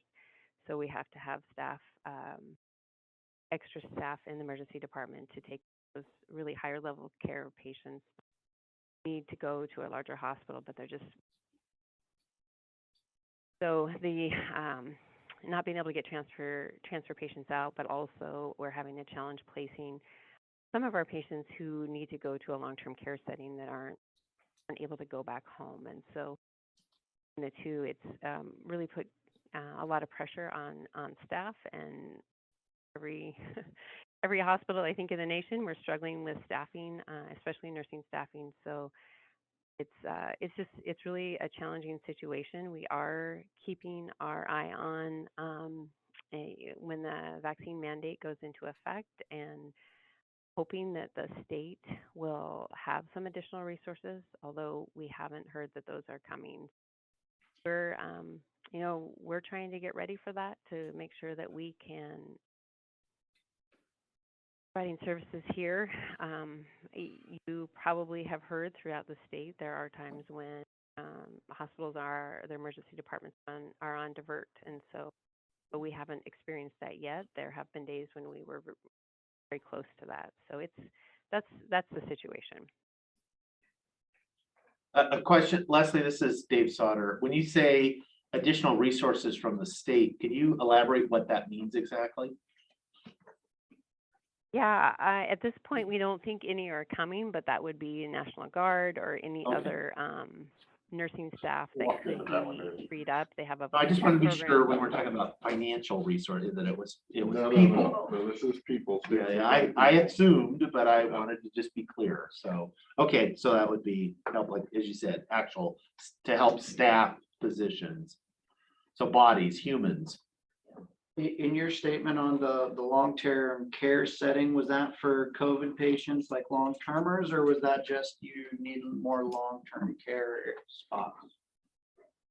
Yeah, so the long-term care facilities are not accepting as many patients. So these are not COVID patients. These are just patients that need care. They're not safe to discharge to the home. And we're just having a challenge trying to find. Okay. Our big busy part of this fall has been schools back in session. We have been meeting, I think we took July off, but other than that, we've been meeting every week. I meet with all of the superintendents in the county, with Dr. Person and I, just as a time to kind of really dig into what the guidance looks like. It's been a really supportive, good group. And so there's been a lot of challenges for a lot of the schools for a lot of different reasons. Obviously, we have some larger schools and some smaller schools. And so just asked two of the schools today to just kind of go through what they're doing within their district, which is kind of the representative of the larger and smaller districts, and how they're working to mitigate COVID. We have not had to date any known cases of COVID transferred within the classroom. We're seeing a lot of spread outside the classroom, outside activities and birthday parties and gatherings. But as far as actual spread in a classroom, we have not seen. So I think it's been a little bit of a rough start, but that continues to be a testament of our, they have amazing school nurses. The superintendents are doing a great job of doing case and contact investigation. And so we've been really fortunate, and we're really hopeful that we can continue to keep kids in school as the governor has mandated for the entire year without any disruption. So far we're on really good track for that. So I don't know, Ellen, are you on the phone to talk about Goldendale? Sure, thank you. Thank you for the opportunity. Like Erin said, we have been meeting weekly across last year and then this year, and really have appreciated the health department support. Every time we meet, we learn something new, and I never thought I would have as much medical vocabulary as I ended up having at this point. So really have appreciated that. So we've worked with the health department to ensure that we understand the Department of Health's guidelines for us, as well as just what we need to do here locally. Every question I have asked either Erin or Dr. Person, they're prompt in their replies. And one of the things that I have that may be a little bit unique is I end up also listening to the Yakima group and with their health officers. And it's very comforting to hear kind of the similar things. So we're all in the same boat, but our responses are very similar. So we use masking in our schools, we use social distancing, we make sure that we know where our seating charts are, and then if we do have a case, we end up having to do that contact tracing. We do that all in conjunction with the health department. We've also, because of their support, have started being able to test here in the schools. We don't test without parent permission. That's a requirement. We have to have that parent permission before we test a student. But we started just this week being able to test anyone who has symptoms, again, with that intent of trying to keep them in school as well as keeping people healthy. And then since last year, we've had the ability to do the PCR testing as well, which takes that 48 hours or so to respond. So we are doing as well as possible. We are struggling with staffing. There have been a lot of contact tracing, which has ended up outside of the school, impacting inside of the school, but have really appreciated the health department and all the work that we've done with them. And one thing to add is that Goldendale was they did a pilot test with the testing within schools last year. And Goldendale was one of 13 schools in the state to be part of the pilot program, and found that it was, not just successful in Goldendale, but in the other schools as well, and then have opened it up. So most of our schools are actually going to have this availability. And a lot of them got on board last spring. So we were really actually ahead of the game for the state. And I think that's just part of our conversations weekly. And we're working on some more innovative ways to help support the schools in partnership with ESD 112. So we're just all continue to try to make it easier for each other in this response. So unless you have questions for Ellen, I've also asked Brian Freeman, the Klickitat superintendent, to talk about his experience in the Klickitat school. Thank you, Erin. I appreciate you inviting me today, and thank you to the Board of Health Commissioners for allowing me to speak. Similar to Goldendale, our mitigation strategies follow the same thing, except I actually view our weekly meetings as one of the mitigation strategies that we use. The input that we've had from Dr. Person as well as Erin has been invaluable. I've had so many questions, and every question has been responded to in a very timely manner, and I appreciate both of them for their support. We would not be able to safely be in school without those two individuals, as well as the health department employees. So thank you to all the health department employees that I've called on a Saturday or Sunday or 7 o'clock at night. Thank you for taking my phone calls. I really do appreciate it. Central to mitigation, of course, is mask wearing, social distancing, hand washing, sanitation. But another key, and this is something that the parents are doing, it's not sending their kids to school sick. And our parents have done a good job about doing that. So a big thank you goes out to the parents, because that's a partnership that keeps us all safe.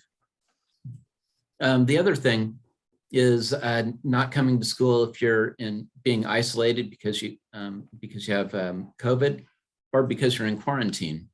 And the health department, again, has been key to that. They communicate, the health department staff communicates to the schools and to the families. And it's very comforting when a parent and myself have the exact same day that student can come back, because we have both been talked to by health department staff. And so that's very comforting. This is our first year for testing. We do both PCR and rapid testing. We're just starting rapid testing this week. Similar to Goldendale, we do not test students unless the parent is present and given, parent or guardian, is present and has given consent. We're going to be gearing up for basketball.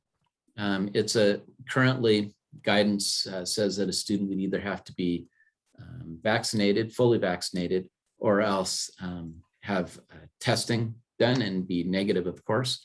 I'm waiting to come up with a plan for that until we're a little bit closer to basketball at the end of November, just because I don't want to make 3 plans and keep changing them.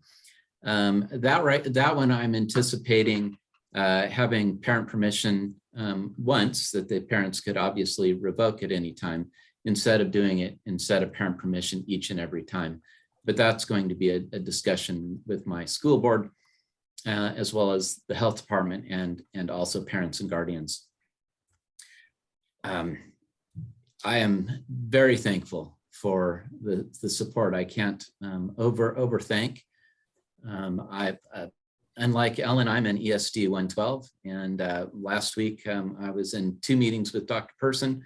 One was a ESD-wide meeting, and the other was just for our county. Again, just like Ellen was saying from the superintendent from Goldendale, the message that we're getting from our health officer is the same as the health officers in the region in ESD 112. Want to say again, thank you, and Aaron, I try not to call you on Sundays, Saturdays, and 7 or 8 at night, but thank you for again taking my calls. Always. Excuse me, Nicole, if you could mute yourself, you're still live. Thank you. Anyway, thank you to Ellen and Brian, but I actually don't pay them to call and compliment us, but I do ask them to just talk about what's happening in the schools. I think it's important. There is a ton of work. There's not just Department of Health guidance that we're helping them understand. They're also obligated to follow OSPI. They do have in some schools, they have requirements based on their teachers unions. They have their risk management pools. They're in a difficult position in which they have 4 or 5 regulations that they're trying to actually meet. So anyway, so that's been a big part of September. I think everybody's getting kind of in the groove for school. So we're looking forward to the rest of the year. Pending your questions, that's all I have for the COVID update. Okay. Any board member questions on that for now? Understanding you can reserve the right to ask questions later. So. Okay, go ahead. Oh, Mr. Chairman, I just have a comment, and that is really a heartfelt thanks for all the hard work that all of you are doing. Dr. Person, Aaron, our school administrators, this is so complex, and all that you are balancing is just amazing. Thank you so much as a citizen of this county for doing your jobs so well. That's it. Okay. For everybody listening, that was Sue Pennington. She's on the Board of Health. So that was not a citizen comment. That was a board member. So I don't want anybody thinking we're playing favorites. Right. Okay, with that, I'm going to move us along to the influenza vaccine cost resolution. Yes, please. So it is flu season time. Every year we do adjust the price of flu vaccine. We are working with a couple of our partners to do flu vaccine clinics coming up in the next couple of months. We typically have, or we have always done cost plus administration fee, which is $25. Last year it was $35. This year our cost plus our administration fee is $25. So or however that works, our cost is 15, it's 25. It's 40 for the final cost. As a Board of Health, you do have to approve any fee changes. So okay, any questions about this before we take action? If not, I would entertain a motion on the resolution.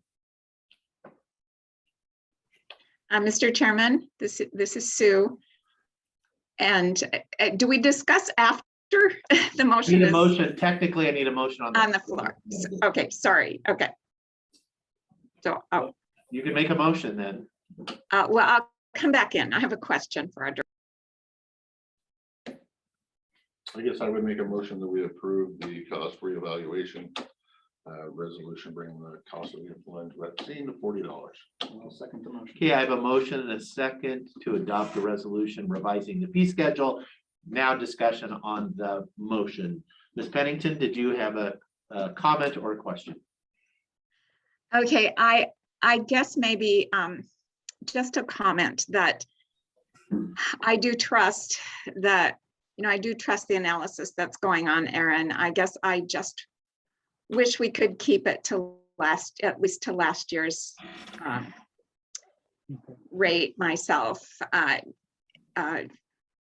because we want people to get flu shots. We want to keep the costs down, and so I just want to make that comment. It's not that I will vote against it even, but to say that we, as a health department, we want to keep our costs as low as we can, and that's all.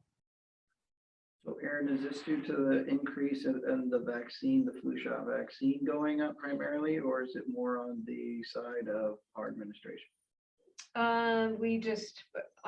We have just always adjusted every year for the cost of the vaccine and the cost of the administration. So it's been pretty fluid. In the past, it's been anywhere from $25 to $50. It was, I think, $50 one year. So we're not making a profit on this. we are absolutely not making a profit. We will never make a profit on flu vaccine ever. That's not our. How many total flu vaccines did we give last year? I don't know how many we gave last year. We ordered 200 this year, so I'd imagine probably about the same. We typically base the following year's order on what we gave the year before. I just didn't know if last year's was an odd number because we had the COVID going on. Nobody had the flu last year. That's true. We do strongly recommend that people do get flu shots this year. I am concerned about what flu could potentially look like. Flu could potentially overwhelm our public services, our hospitals, even more than they already are. So really encouraging people to definitely get their flu shots. Are there? Go ahead. Go ahead. Erin, do you accept insurance? We do, yes. But we are not a preferred provider with a lot of insurances. So while we will bill insurance, there are instances where they will not pay because we are not a preferred provider. And then how about Medicare? Yes. Okay, thank you. Well, that's an all-day story. Yeah, so we'll, Yes. we'll leave it. Yes. Yes. The easy answer is yes. Yes. Asterisk. Yes. Yeah. Well, I think, yeah. Yeah. I think Ms. Pennington's comments are well placed, is that we want to encourage folks to get their flu vaccines, and we want to try to do it as economically as we possibly can. But we also, with that other job I have, we're not making any money doing this, and we do have to keep the lights on as far as, so if we're, all I'm interested in doing is covering our cost and make no profit, and that's how we adjust the schedule up and down. I know there are likely, and I don't want to put anybody on the spot, but there are programs. I suspect that nobody that wants to get a flu vaccine can't get an influenza vaccine solely based on that they can't afford it. No, that we will not make vaccines contingent on your ability to pay. We will vaccinate anyone. Right. Okay, any other discussion on the motion, which is to adopt the fee schedule? What? Just to clarify, Erin, so could there might be a sliding scale if somebody said, I can't afford this? I don't know, Sue, that we've ever done a sliding fee scale for vaccines. My understanding is that we've written them off in the past as like a charity care sort of scenario. Okay. What percentage was those usually? I have no, I don't know the answer to that. I'm not sure I could find the answer to that, but I will look. If you just kind of keep an eye on that this year so that we know next year, Yes, that would be yeah. fine. Yeah, no, I don't know that it's ever been tracked. Right. I think That's it's what a I'm saying. solid Don't question. to Spend know. 20 hours digging for something that's probably not. Yeah, I don't know that it's there, but I think that's a good metric for next year. Yeah. Okay, any further discussion on this? Hearing none, all those in favor of the motion to adopt the fee schedule, say aye. Aye. Aye. Aye. Aye. There will be none opposed because that was 5 yeses. Motion passes. Thank you. It will bring us to public, yes, Before we have before, public comment, I would like to make a statement. okay, Commissioner Christopher.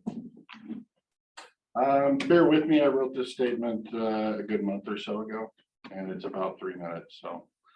I was very disappointed when our county public health officer, Dr. Person, signed a letter to the governor asking him to reinstitute the mask mandate for vaccinated people. To me, sound leadership weighs all health and safety aspects of all individuals to try to protect everyone. That also means protecting the mental health and safety.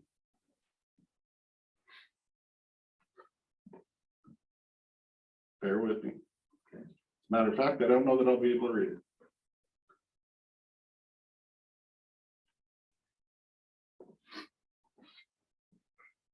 The mental health and safety of the 1 in 4 girls that were sexually molested as children.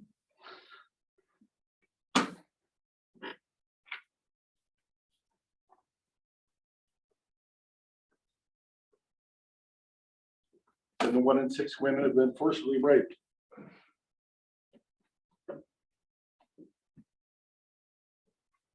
All right, I got this. My question is, who's looking out for these people? They got the vaccine, even though they didn't want it, but they couldn't have something over their face, a mask or a hand to bring back memories and trigger panic attacks and PTSD. People that have been relatively fine for years, but now have thoughts of suicide and those rekindled memories and emotions that this mask brings. Moreover, if someone is someone at risk of COVID and its 99% survival rate more important than these people are? Is someone that's 80 years old more important than someone that's 18? I think not. I question who is looking out for these forgotten people's safety and mental health.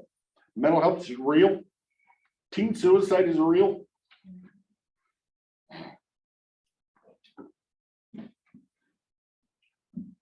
Mental trauma on our youth because of this ordeal is real. It's time someone started looking out for them. If we look at our county COVID case rate data that I was presented at the time Dr. Person signed this document, the science, if you will, 96% of the cases were unvaccinated, 4% were vaccinated. The county health department posted all, quote, all of the Klickitat County residents that have either died or been hospitalized were unvaccinated. With that and other data, I see this new remask the vaccine mandate. This is remasking people that are already vaccinated to be nothing more than a policy to promote bullying of the vaccinated against the anti-vaccinated people at each and every office and work state in this state. And I think it's disgraceful. Now, I have taken the vaccine months ago, so don't label me a right-wing anti-vax nut job just so you don't have to listen to my argument. Heck, label me whatever you want at this point. I'm pretty used to it. All I ask is that you take a minute to think about these forgotten people before you bully someone that isn't wearing a mask. Actually, at this point, I want you to look closely at every woman wearing a mask. 1 in 4 or 1 in 6.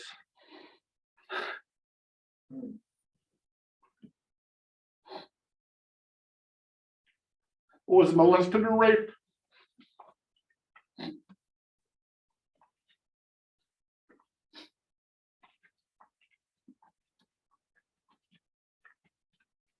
Then understand the mask that they are forced to wear by the governor, even after getting the vaccine, might as well be the governor's hand silencing the screams of their past.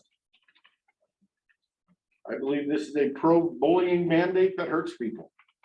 I will fight for these forgotten people, even if no one else will. Now, I'm sorry if that hurts some of your feelings or offends you, but that's where I stand. To my point, I sit on the Board of Health. I need solid data to make sound choices to protect the people of this county. Data I can't seem to get as it isn't released by the state and available to the county health director or the members of the Board of Health. Some of that data I need to make good choices on the Board of Health are how many county residents with COVID were ventilated? Were they vaccinated? Ages of county residents that have been put on a ventilator, were they vaccinated? Ages of county residents that have been hospitalized, were they vaccinated? How many residents that were on the ventilator had pre-existing conditions and were they vaccinated? How many residents died had pre-existing conditions and were they vaccinated? Of the deaths we've had, how many tested positive at the time of death and how many tested positive weeks or months before that, and were they vaccinated? Did any of the people that died of COVID, did any of them have lethal amounts of narcotics in their system at the time of death? How many residents of this county have died of the vaccine itself? I want the full data on all vaccine side effects in this county. None of that information can I get. Now with COVID case numbers that I was given at the time Dr. Person signed this letter, 96% of our cases are unvaccinated. 4% are vaccinated. In the county Facebook post of all the Klickitat County residents that have either died or been hospitalized or unvaccinated, not counting the facts of the relevant information that I can't seem to get because I'm somehow not privy to. I feel that there are 3 possible reasons or 3 possible opinions or options on why Dr. Person signed that letter to the governor to remax the vaccinated. As their own data or science doesn't back it up, or at least what was presented to me.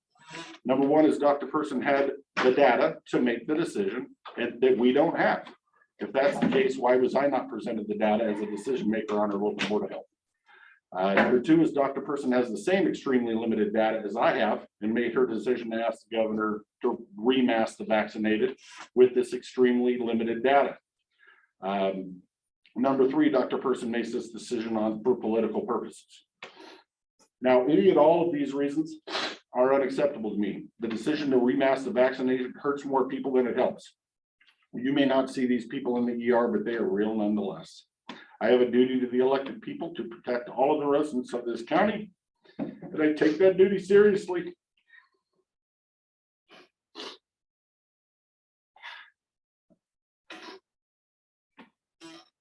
Almost done.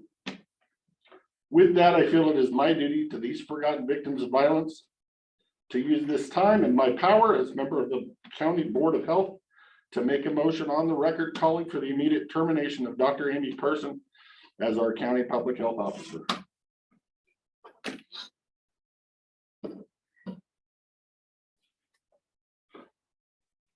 Okay. I guess I have a motion. Is there a second to the motion?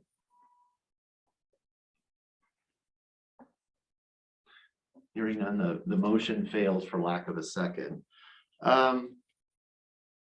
I do want to have an opportunity for the public to have some time to have access, but I think based on Commissioner Christopher's comments, I would, if Dr. Person is willing and able to answer any of those, I'm particularly interested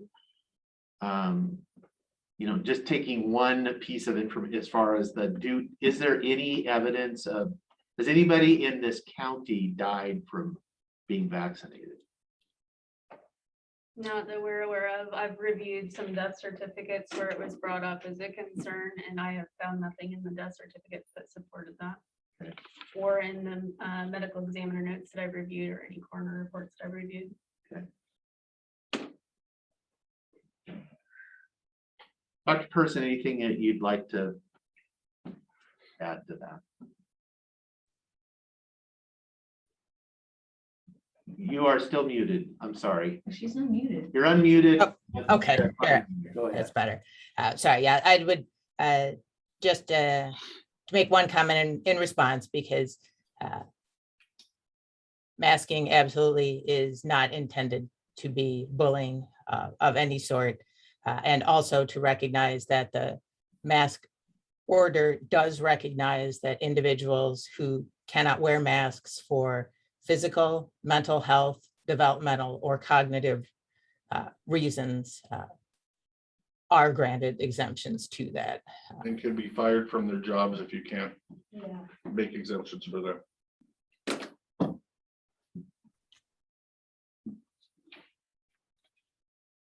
Okay. All right, well, I think I'm gonna move it. I think this is a lot. I mean, it's deep. I get it. I get it. I mean, these are difficult conversations to try to have in a public setting. These are conversations that have to happen. Employees have brought to me and citizens have brought to me. Certainly. But I guess for me, the question is, would need to ask the good doctor why she signed that letter to the governor to remask the vaccinated. And if we can understand from her rationale, maybe that would shed some light and help Commissioner Christopher out. No, nothing helps me. And I can appreciate that. You know, when I sign this, I'm looking at my role, not just in this county, but as a member of public health within the state of Washington. Due to the Delta variant, even with people being vaccinated, we were seeing a sharp increase across the state in the number of people who were becoming infected with COVID-19, including people who were being vaccinated. We continue to see the overall hospital and healthcare system across the state has been stressed. And that was the fear in August. Vaccinated. Please. That we are continuing to see the large number of cases that we have because of the large number of people we have who are not vaccinated, and honestly to the large numbers of people who don't always follow mitigation, mean that it puts everybody at risk, even those who are vaccinated. Our primary goal is to maintain the health of our healthcare system because that affects not just people who have COVID, but people who have any reason to be hospitalized. We're seeing Idaho has moved now, not just to northern Idaho, but their entire state is under crisis standards of care, which means that people who have survivable illnesses may not survive because there will not be the resources to help them. That is a position we are desperate and doing all we can to ensure Washington doesn't get to that point.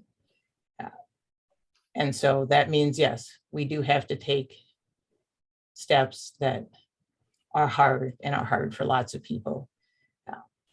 So I'm not going to say there is any answer that is good for all. We are really trying to find that balance between ensuring as many aspects of everyone's health as we can.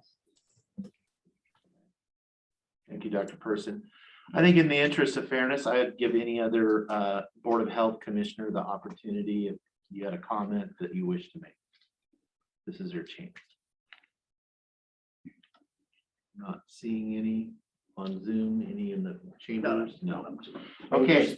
Quickly, I would like to just say you may not agree with my opinion on this, but hopefully you understand why I have the opinion. That's all I ask for. Yeah, I'm going to move us along to public access to the board.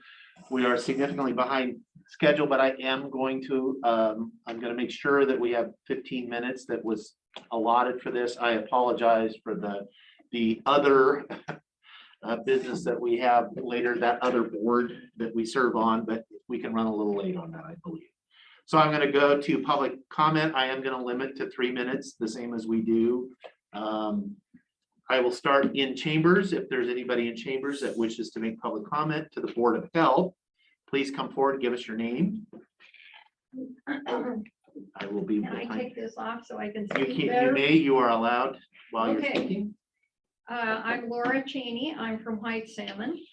Thank you for hearing me. I'm here today to ask questions and express concerns over COVID-19. Right out of the box, I looked at research today or data on the state website and the county website. I gleaned from that in the county that 1,587 people have acquired immunity in the county. My big question is, how many people have been vaccinated in the county? I didn't see that. And how many people are, I guess on their first dose, partially vaccinated? Does anyone have that answer? I do, yes. So we've You do? vaccinated. Is that on the county website? It is not, ma'am. It's on the Department of Health website and they have a vaccination section. I can get you the link to that I can give you that information now, but for future reference, so you can look that up. We've given 22,635 vaccinations in Klickitat County. Just So a second. to date. Vaccinations in the county is what, 22,000? Yeah, I'll actually, like, you can have that. And those It's first right and there. second Can I have this? dose. Yeah, absolutely. Is that fully vaccinated? That's complete. That's all the doses that we've given in the county. And then Okay, this that's is- doses. That doesn't mean how many people are I'm, vaccinated. we're there, we're getting there. Hang on, That's- I got that that's about too. So this is also so this is what you'll find on the DOH website, and I'll get you the. Now, link is to that. this county So this is- website? This is a state website. And so this shows, so if you look at the total population is 44.6, that's everybody out of the county. If you want to look at who. Now, wait a second, everybody outside of. Everyone in the county, so like all of our residents, 44% are vaccinated. The people that Is that can get the 0 to vaccinated, death? like that's 0 to death. Okay, If so you, like, what's the number of people? There's You'd have to do the 22,710, math, I figure it think.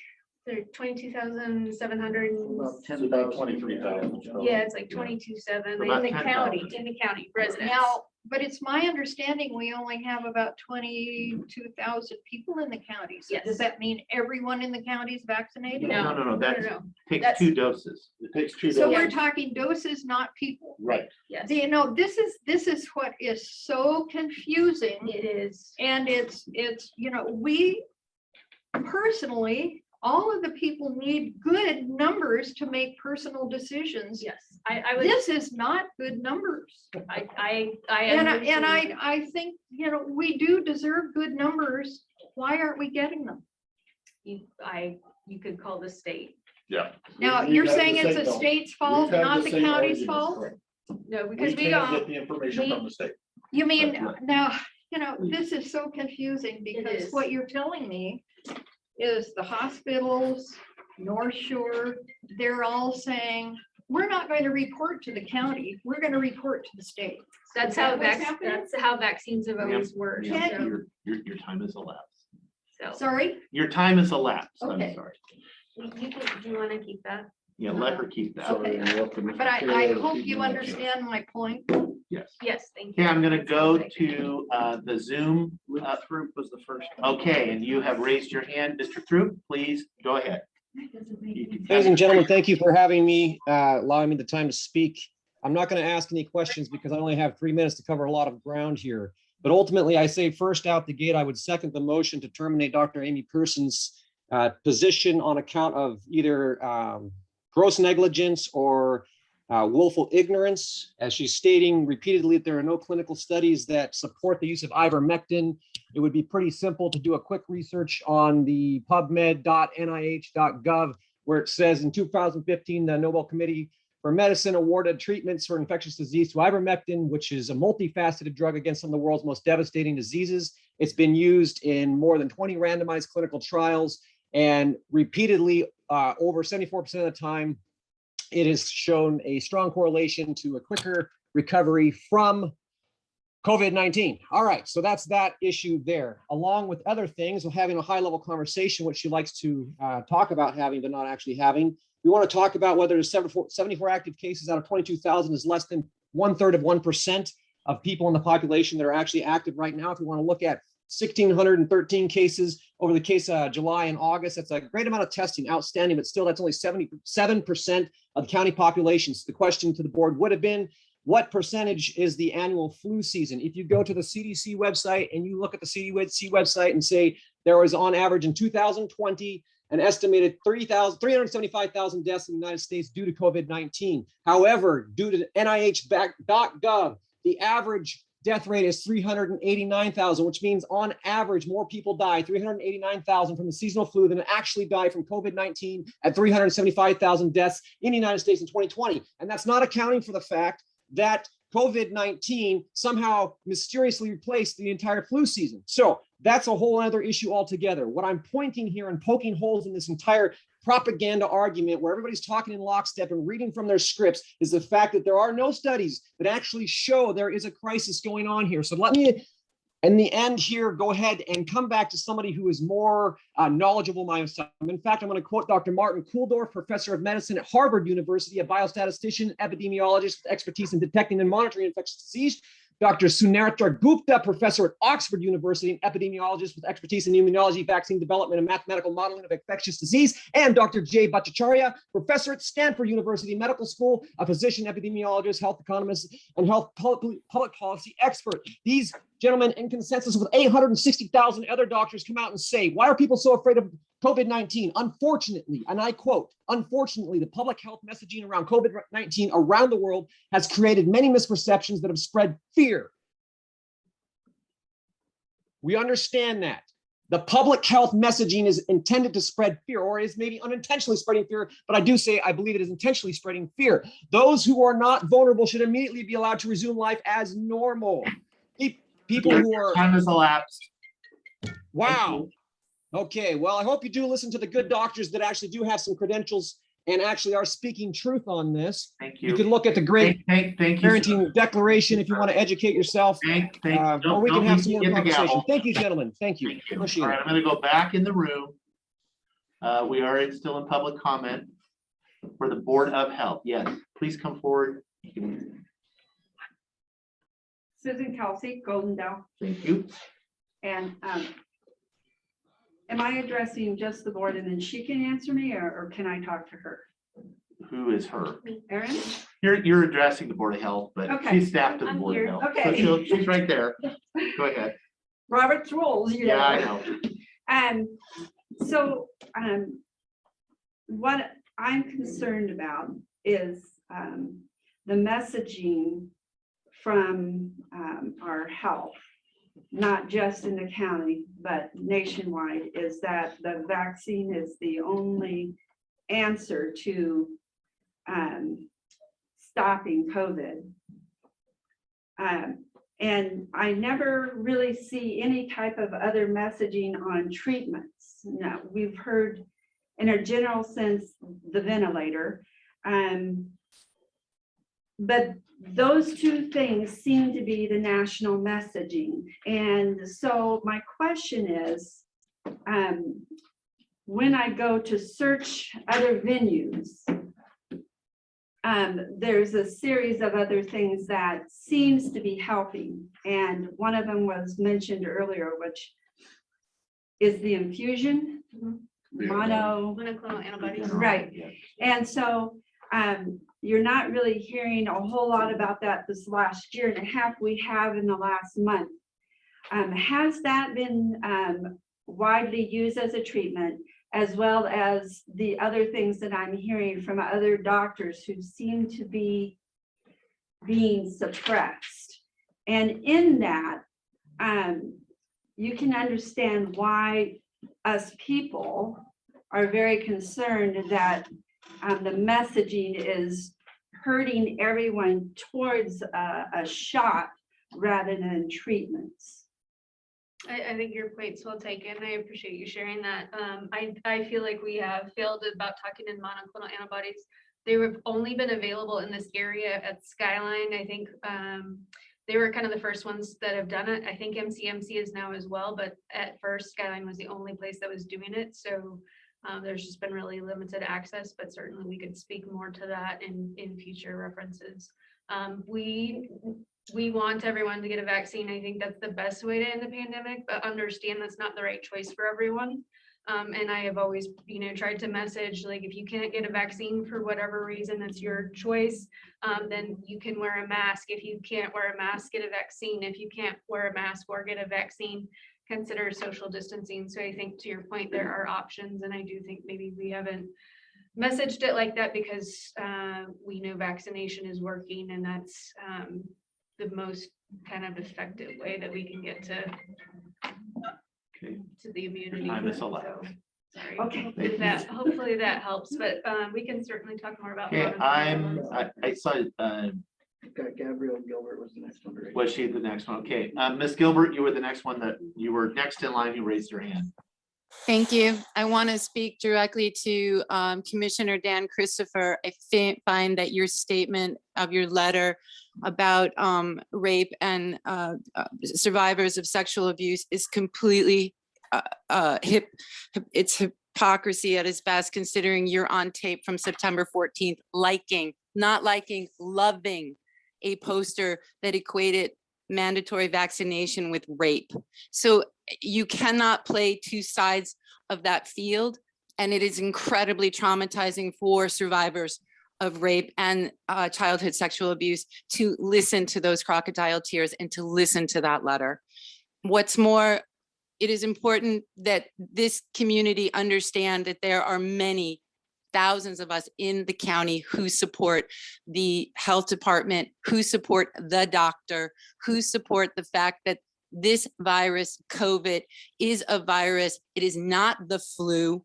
And these kinds of data points that are lockstep brought to us about treatments that are not proven, and these doctors that they cite to push their agenda, we reject them because we are living in this reality, and that is surviving COVID in a pandemic here in the county.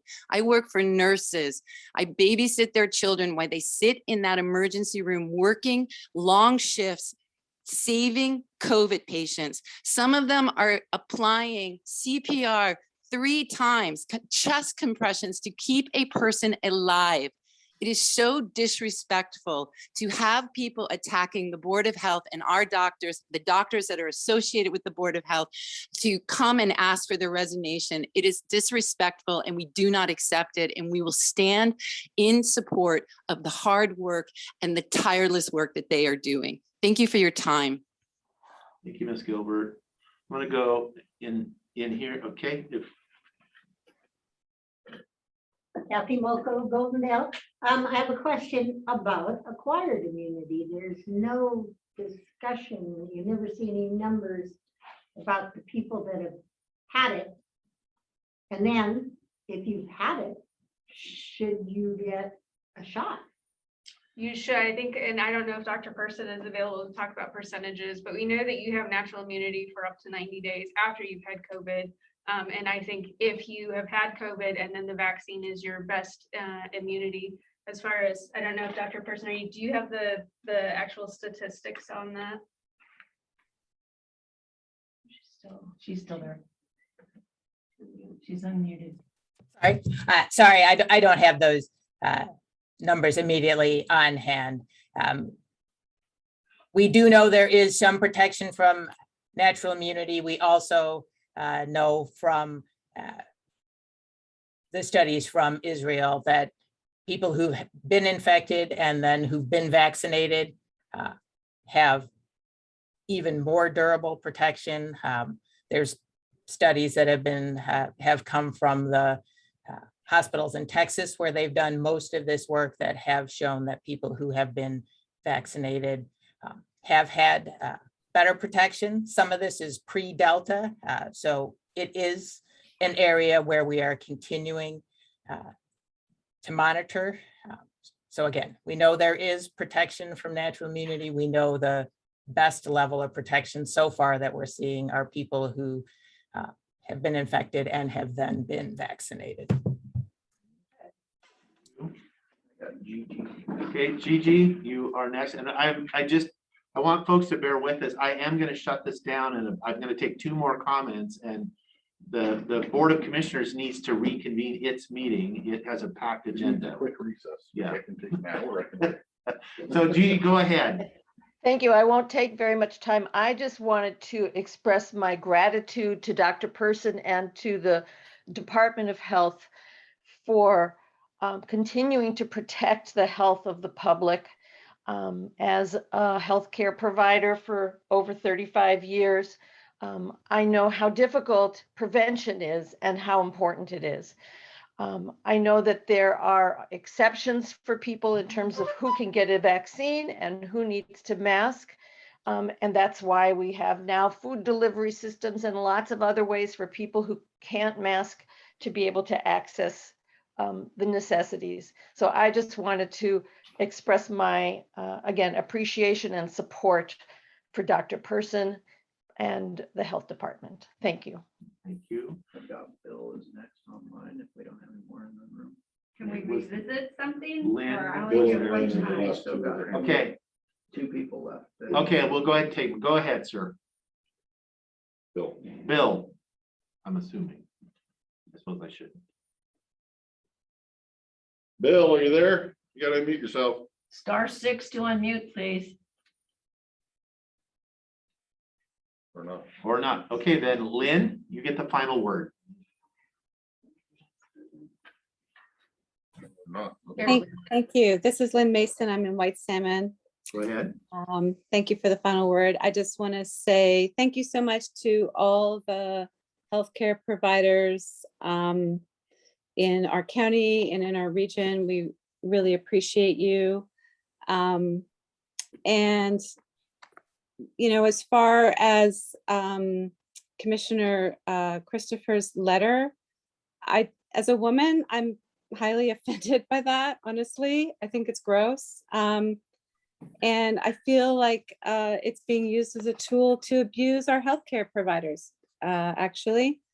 And they've gone through enough already. They're working very hard, and most of them are women. And I feel like that's using a tool against women, and I don't like it. The bottom line is, with all these facts, I'm not a doctor. You know, I'm going to leave it to the experts, so I'm not going to talk about false facts or anything like that. But I believe they are trying to keep us from having a healthcare collapse. So it doesn't matter what numbers you throw out there, what rationale you have, what facts you've dug up from whatever internet thing you've been on. The bottom line is our healthcare system can only support so much, and that's the bottom line. And so if we don't keep people from getting sick in large numbers, our healthcare system goes into collapse, like we're seeing in Idaho right now. So that's the bottom line. I appreciate all they're doing. I hope that you hear us from out here, that there are people that support you. I'm really happy with all the hard work you're doing. And I can't imagine what you folks are going through. We appreciate you. I hope other people in our county will come to their senses and helping support you as well. Thank you for your time. Okay, for the record, I was not attacking you or healthcare workers or any part of that in my state. Okay, I am gonna move this Hi, along. this Bill, can I speak? Oh, this Bill Anderson? Yes, go ahead. I just have a. Get the last word, the last word. Okay. Why is Nigeria, with a population of 206 million people, and have a death toll of only 3,569 people as of yesterday from COVID? And their vaccination rate as of right now is a 0.01% vaccinated. But they do take ivermectin and hydrochloroquine for river blindness and malaria and parasites and all that. They take it on like a weekly basis over there. I have lots of friends over there, and I talk to them, and none of them are wearing masks over there. Just the government's the only ones that are wearing masks anymore. But they don't have any kind of a death rate like the US and not being vaccinated. I'd like to know why this stuff's not working. Ivermectin and hydrochloroquine seems to be working for them over there. I think it'd be safer to move to Nigeria. Thank you. Okay, thank you. Okay, I'm going to close public comment. I apologize for folks that were waiting in line, but we simply have no more time. I am going to, so I would look for a motion from the Board of Health to adjourn. Second. Okay, I have a motion and a second to adjourn the Board of Health meeting. Any discussion? Yeah. Hearing that, no, I'm sorry, sir, from a Board of Health members. All those in favor say aye. Aye. Aye. Any opposed? Motion passes. Thank you. We're adjourned. I want to thank people for a very civil discussion about a really tough topic. Before we restart Board of Commissioners, Can we take 5 yes, minutes? while we reset? Can you send me that information, please? Yes. Okay, great. Thank you. Sorry.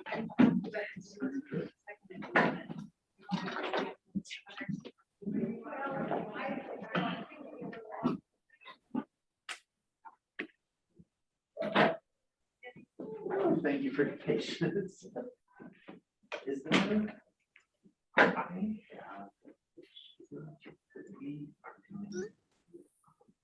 SBDC, the small business person is going to be meeting. One day. On that topic in a meeting, and I wanted to tell you, I really appreciate you advocating for this. I called over, I heard from her that she was looking for space. I called over and I talked with Public Works to verify that those 2 meeting rooms are still as available as I've always believed them to be, those conference rooms. They said absolutely. Is there any reason why she would have a hard time being able to schedule those? I said no problem. We know who this person is. We can get her. In fact, what he told me is that she's able to have that meeting room every Friday, the entire day between now and the end of the year. So I believe that to not be an issue. Okay, I hope that's true. Yeah, and I do too. You know, we have a protocol within the CSC facility. Our COVID protocols are very strict, and there would be a way for me to be able, like, as the compliance officer for that facility, it's not something I would feel comfortable doing, having that be open, like, meeting space, like, are they in compliance or not? Instead, you know, I, like I said, reached out, talked with Public Works. Is that mine? No, They- Oh, yeah. they assured me- Then don't answer it. No, they no, assured me it's a that, timer. She absolutely had access to that, and she has I know that sounds. all the rest of the It's year. my timer So I don't. for everything in life. Okay, good. I hope Was I- I'm like, Siri, set a timer. That's the sound.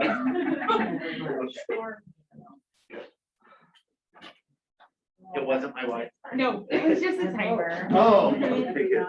Yeah.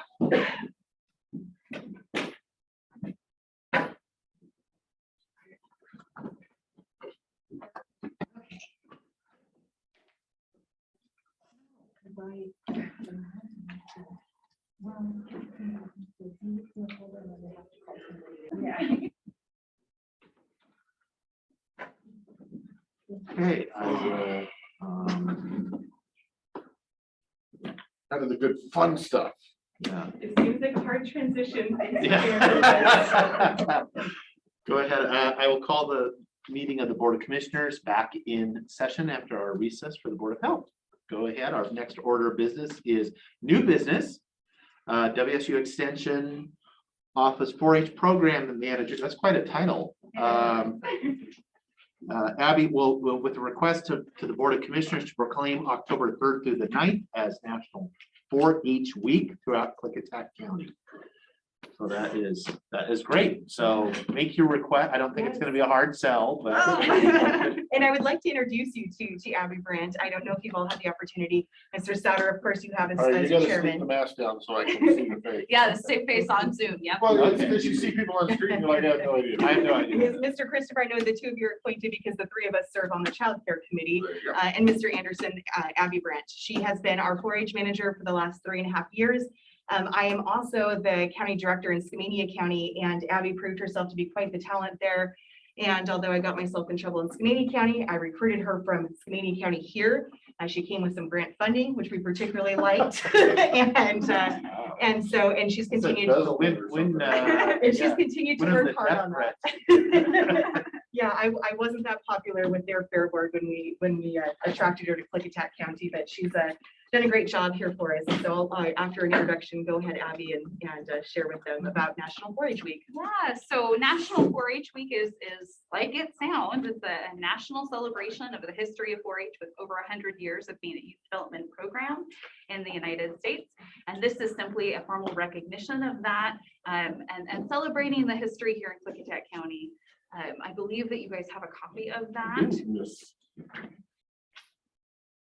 I want you to read it. I will do that. You guys can fight over it. So, yes. So the National 4-H Week proclamation, I will go ahead and read it into the record. Whereas 4-H is America's largest youth development organization, having supported almost 6 million youth across the country thus far. Seems like 6 million in this county as well. Yeah. And whereas 4-H has helped thousands of youth in Klickitat County to become confident, independent, resilient, and compassionate leaders. And whereas 4-H is delivered locally by Washington State University Extension, which is part of a community of more than 100 public universities across the nation that provides experiences where young people learn by doing hands-on projects in areas including health, science, agriculture, and citizenship. And whereas National 4-H Week showcases the incredible experiences that 4-H offers young people and highlights the remarkable 4-H youth in Klickitat County who work every day to make a positive impact on those around them.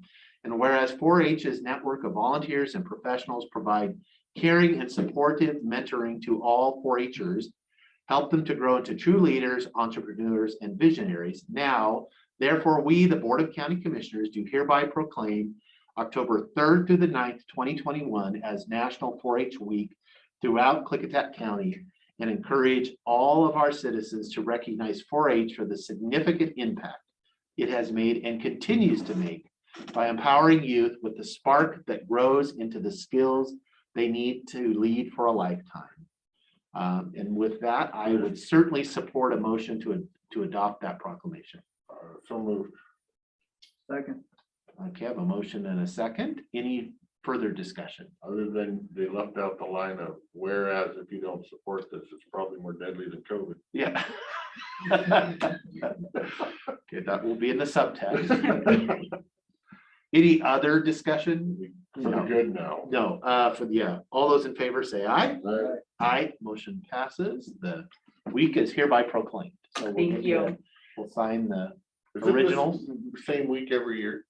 It's the first full week of October every year, so the dates will change, but you can look forward to seeing us next year.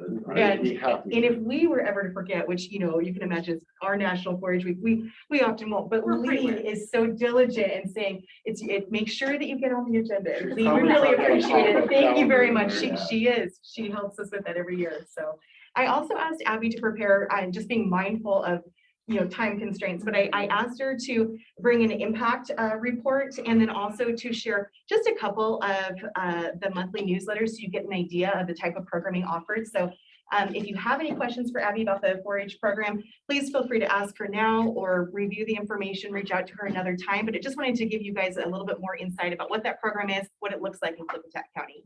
Okay. Absolutely. Commissioners, would you like me to pass these to Yes, you? please.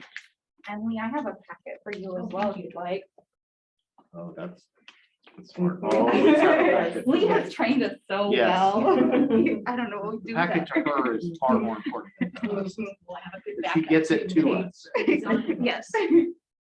One of the things that I would share is that clearly through the pandemic, you know, there has been a significant shift in the types of programming that we're able to do. But I do want to share with the commissioners here that in Abby, you really do have a fantastic 4-H program manager who works tirelessly to come up with innovative ways that instead of saying, we can't meet in person, I guess we can't do 4-H. She worked very hard along with our 4-H regional specialists and our other regional 4-H coordinators and myself. We met every Thursday, strategized about how to bring quality programming to the Gorge region. And despite the limiting factors, the mandates and the need to be virtual, and then also how to think about not being able to be in person, but also wanting to try to limit the amount of screen time that we knew kids were definitely having, trying to do schooling predominantly online this last year. So just a fantastic effort, very innovative. And if you have some questions on the things that are included here in some of these impacts, please don't hesitate to reach out to myself or to Abby.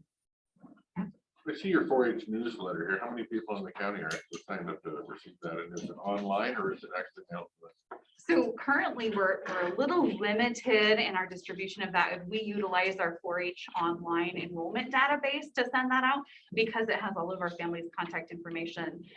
And more specifically, it sometimes has contact information for the youth that request to receive the information in addition to their parents. We've got some pretty independent teenagers who are so responsible for their programs that they want to know what's going on.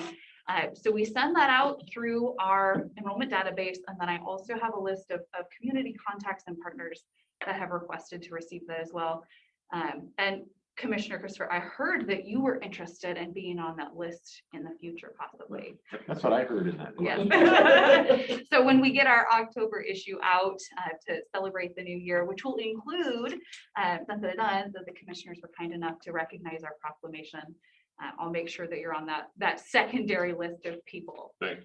Yeah, I don't mind being secondary. it's okay. So in terms of a look at the numbers, it says 5 graduates. Is that 5 graduates of the 4-H program, or what are they graduates of? So that would be individuals that have graduated out of the 4-H program. It probably also means that they graduated out of their school district, whether that was high school completion, CED, a GED, or they may have graduated last year, but this was the year that they aged out of the program. So we ask volunteers at the end of the year to provide us with a number of pieces of data. One of those is who has left your club because they aged out or they graduated and have moved on to college. And then what are those individuals doing? So we don't have a 100% report rate, but of those that have said, I had someone leave the club because they aged out or they graduated and have gone off to college.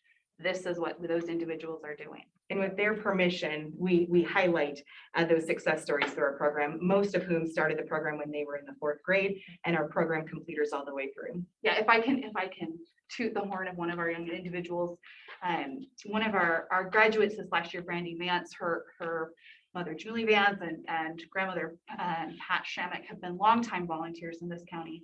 And Brandy was actually awarded Outstanding Youth Leader for Klickitat County and is being recognized by the Washington State 4-H program for her contributions over her time here in the Klickitat County 4-H program, and also as a leader on like the State 4-H Foundation Board as a youth advisor.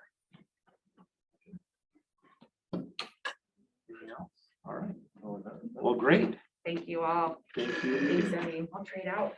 Yeah, trade out. We will now move us down to our budget workshop. All right, shifting gears again. Thank you very much for accommodating, allowing us to be able to, to be here to present and one opportunity together. Jen, thank you for your help and being accommodating to be here when this wasn't a normal scheduled time. And Lee, as always, thank you for your help with this as well. I don't know that you've had the opportunity to meet Erica Beasley. Erica Beasley is our new office manager who is doing an absolutely outstanding job. There we go. Okay. She's doing an outstanding job, and so don't be surprised when and as Commissioner Sauter knows, I am always trying to increase the capacity and the offerings of our extension office. I understand, and I want to be respectful of the budget conditions. We're here today to talk about a 3% reduction and where those are going to come from. And so, but please do know that in the near future, I do feel strongly about being able to make the case that we will need to bump the office hours of our office manager up in order to be able to bring on new grant funded positions to be able to help serve the community. But we need that capacity in an office manager. We can really feel the difference between having somebody there 40 hours a week and 24 hours a week, even as competent as Erica is. So she's doing a fantastic job for us and has done great work on shifting through, budget details and preparing a lot of the documents for you. And so would you please, Erica, would you go ahead and pass that update out to the commissioners as well and to Lee?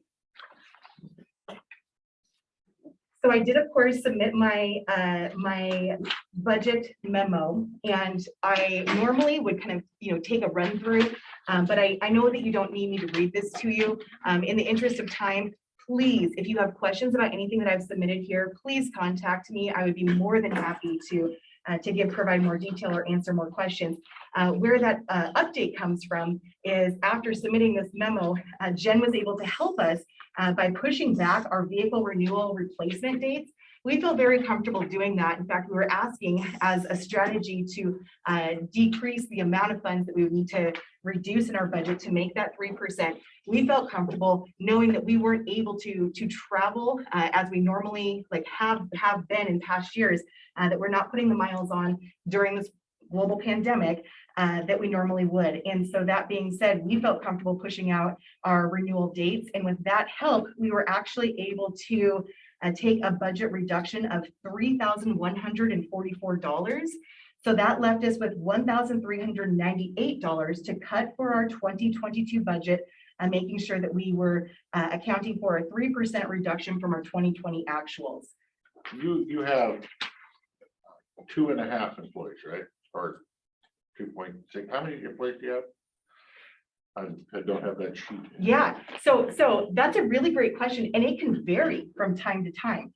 So right this very second, Abby, full-time, Erica Beasley, part-time, and myself. Now, depending on.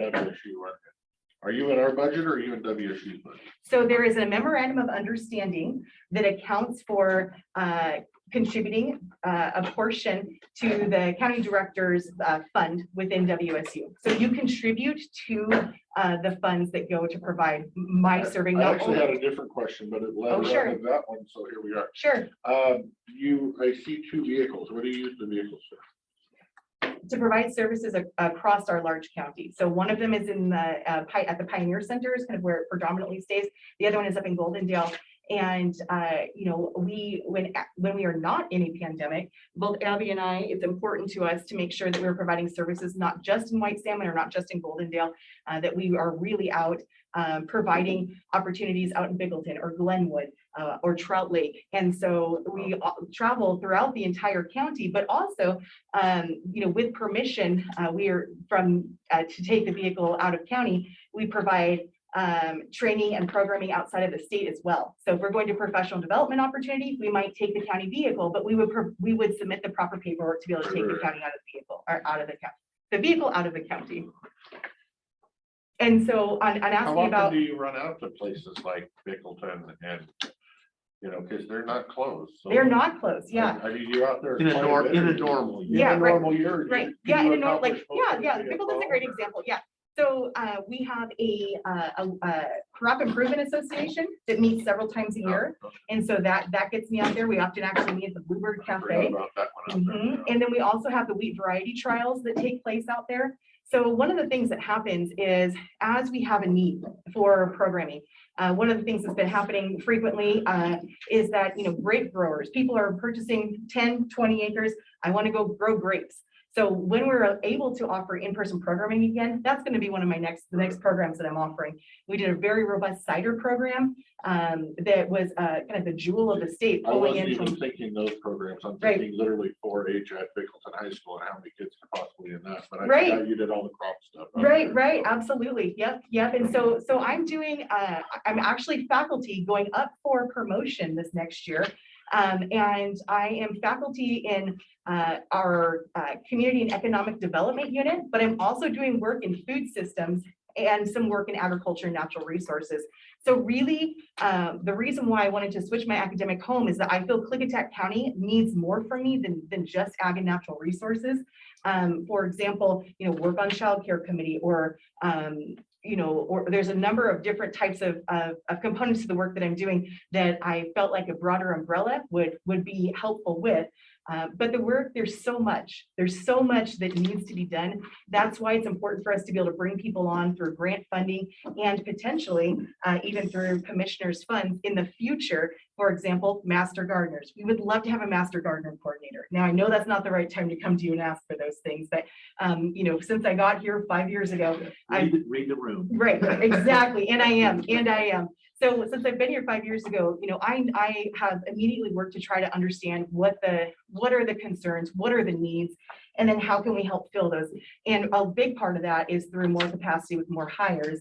And so, you know, we hope to be able to talk more about that in the future, whether that's grant funding positions or whether that might actually be a request to commissioners when our budget looks more appropriate to ask for some increases like that. Can I ask you what some of these budget things are? What some of these work is? You have WSU Extension Professional Services So that's the contract with MOA, the MOA contract to WSU. for part of your wages. Yes.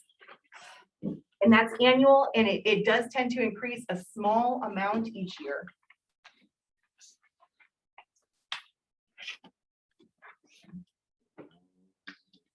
Take your time. All right. Jeff's in no hurry. Just running later, right? I think that was it, but let me look at if there's any other questions. You're talking about new grant opportunities to bring someone up to full time. Do you have those grants in hand? Have you just applied for them? What are your odds of getting them? Where are we at with new grant opportunities? So one of the things that happens is people say, hey, do you want to have a new person in your office? And I think, do I have the capacity to be able to provide them the support that they need? I do have the vehicles, right? But do I have office space available for them? Do I have support staff available and to provide what they're going to need? And then do I have the capacity to oversee more folks? So in the last year, I did bring on a grant funded position to do mental health and suicide prevention work in Klickitat County. That grant has now lapsed, but we do have some funding that was just approved from the Washington State Department of Health. We're working on getting those budget numbers through WSU and being able to hire for that position. And I had mentioned the successful grant application of $5 million, part of CARES funding around butchering facilities, that $300,000 was actually able to be allocated into operations in Klickitat County. We are going to hire a 0.5 person, and I was approached by WSU as a leader on that team saying, do you want that person to be housed in your office? So I have to think about that. Do I have the capacity to bring in a person? But the thing is, it would be a statewide position. But we all know that when you are the host for a statewide position, the location site gets plenty of attention. So I'm very interested in that, but a limiting factor really is, do I have the support to be able to bring on more folks? Other budget questions? No, I don't have. You met your 3% reduction. Yes. So what more can I ask? Thank you. Thank you. And you can see that we did take that out of travel and fuel. Those were areas where we felt comfortable this year, and with the budget renewal, with the vehicle renewal, we felt comfortable this year, but those are things that we hope to be able to add back in next year. Okay. We'll save those for next year's discussion. Okay. All right. We'll do. I didn't know this year's discussion was over. Oh, it's not. Well, it's never over until the end. It's over. I asked today, that's not your last No chance. further questions at this time. Right, Your Honor. I was just trying to understand where that number came from. When I looked at your overall expenditures, I had 184,725. I did the math. That was a little over 5,000 versus I'm coming down here with your numbers from your sheet. I'm at 4,500. So our 2020 actual was $162,866.94. So 3% of that is 4,886. Okay, I'm just looking at your different sheet. That other set of books. Yeah, and your payroll is different because you had approval to hire, you just hadn't hired. So you didn't spend the funds then, but it was already approved to be there. Right? It was an unfilled position, so. so there's some salary accruals that the county will be enjoying, being able to utilize elsewhere. Okay. Okay, no more questions at this time. Please feel free to reach out if there are. I'm happy to talk about our programs. I'm really proud of them. I think that our team's doing fantastic work. Please let me know if you have questions. Thank you, guys. Thank you. Thank you. Welcome aboard. Thank you.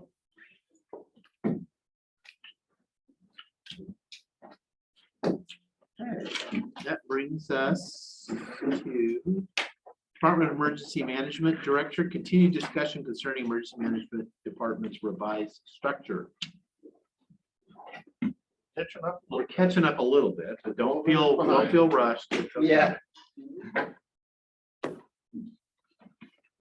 It was a packed day. I noticed that.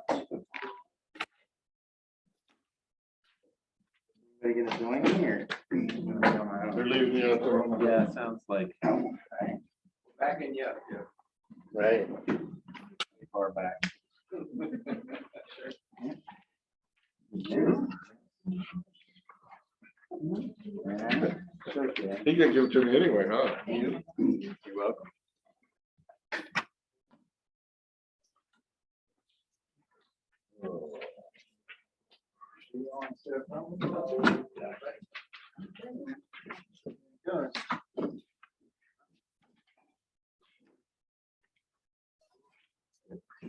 Two electeds in the house.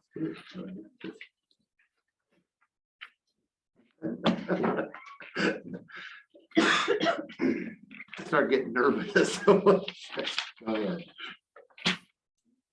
Go ahead. You're fine. getting nervous or I should be getting? No, you're fine. Now make it 3. So. Yeah. Okay, good afternoon, gentlemen. Back again to talk about the Emergency Management Department Structure Review Panel Recommendation and the additional data that you requested from last week. The packet that I handed out, you can see the front sheet is the same data that I gave you last week for the recommendation of 3 new FTEs for communications officers, promoting 1 to lead and promote 1 to a supervisor. Nothing on that sheet has changed, but we just reformatted it so it was easier for you to see that simple data. And then the next sheet is the actual overtime and comp time, wages and benefits at the top, broken down into the last 3 years, 2 years full and this year to date. And those are some of the cost savings that we expect estimated, not the total amount, of course, but some of that would be saved in overtime to fill shifts when we have vacations and we have empty positions and people in training and so on. So this number, excuse me, for 2020, that is it says year to date through September 14th. 14th, yeah. Wow. That's correct. That was, That Casey helped me with that number last week. That reinforces your. Yes, sir. That there's folks working a lot of they're pulling a lot of extra shifts. That's correct. And as you can, so go down the sheet to the next section, talks about the turnover. And then if you go clear to the bottom, you'll see kind of what the result, why that overtime is built in there. Historically, the open positions, including training time and so on, how we get to those overtime numbers when we're short staffed very quickly. But going back up to the center, department staffing data 2015 through current. There's been 20 staff turnovers total in the department. That includes 1 director, as I came on as an interim director in 2015, and the director at the time left in March of 2015, I believe. 2 administrative assistants, 17 communications officers have come and gone in that 5 years and 9 months. 5 of those communications officers were washed out during training or probation period for various reasons, mostly because the job just wasn't a good fit for them. They weren't able to do the job. That this job is not the stress as well as the shift work and the multitasking that needs to be done. That was a total of 29% of that total 17 comms officers. 8 of those communications officers over this time period left to take quote unquote regular jobs, Monday through Friday, something that's not shift work and not at the stress levels that we have answering 911 calls, presumably. There were a few of those. I think, take my notes. I don't want to work right off the top of my head. There were 3 of those folks that did leave to go to other centers. But by and large, like I said, 47% of the communications officers that left in this time period went into the workforce with normal work hours and requirements. And then at the bottom, the historical numbers for open positions. You can see the years listed there. How many communications officers we had out for how many months in that year. And as you mentioned, Commissioner Sauter, this year to date, 2021, been down 2 communications officers for 6 months total. Not running straight, but 6 months over the entire year so far, and 1 comms officer for 5.5 of those months so far. And then when we allow for 2 people to be on vacation at any one time, and then we have surgeries, medical leave, spontaneous, whatever it might be, that gets us to where we have to fill a significant number of shifts to cover, with just 10 comms officers to cover 2 on 24/7. Yes. question. And I don't know when the appropriate time is.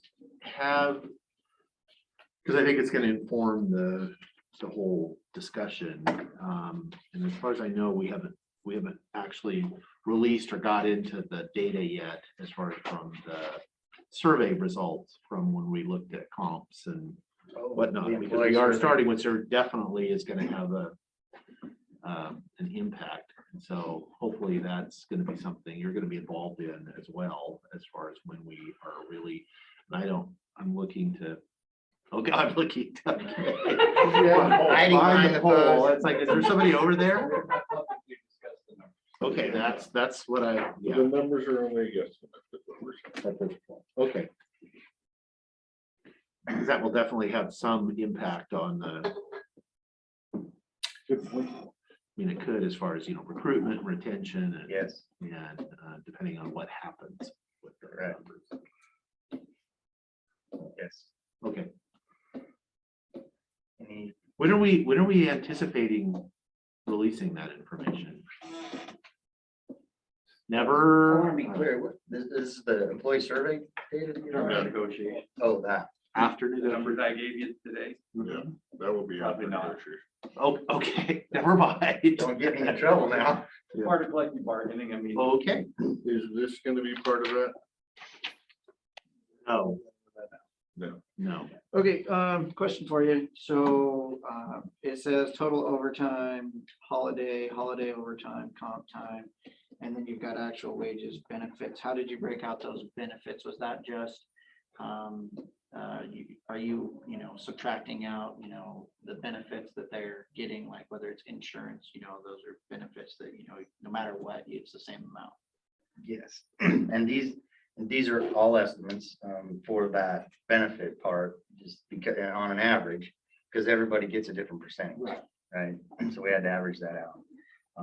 But like I said, these would be numbers that will, some of which will be offset when we get to the schedules, which I handed out, and I have more the sample schedule that we talked about in that staffing model, that we get down to what is really the important thing, I believe, to try and avoid is overtime shift coverage. So the shift coverage side of things, when we absolutely don't have anybody else eligible to work because we've got people working day shifts and night shifts on two different schedules, on a series of 2 days on, 2 off, 3 on, 3 off, on 2 different teams. So in any given month, there's only certain people that can cover for other people on the opposite side of the schedule, or the opposite team.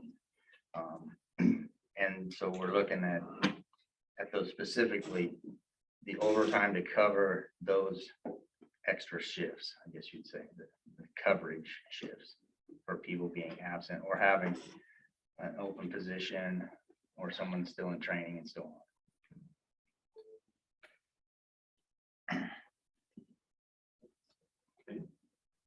The way I'm looking at this, just erring on the side of caution, is he comes up with 150, 160, 140.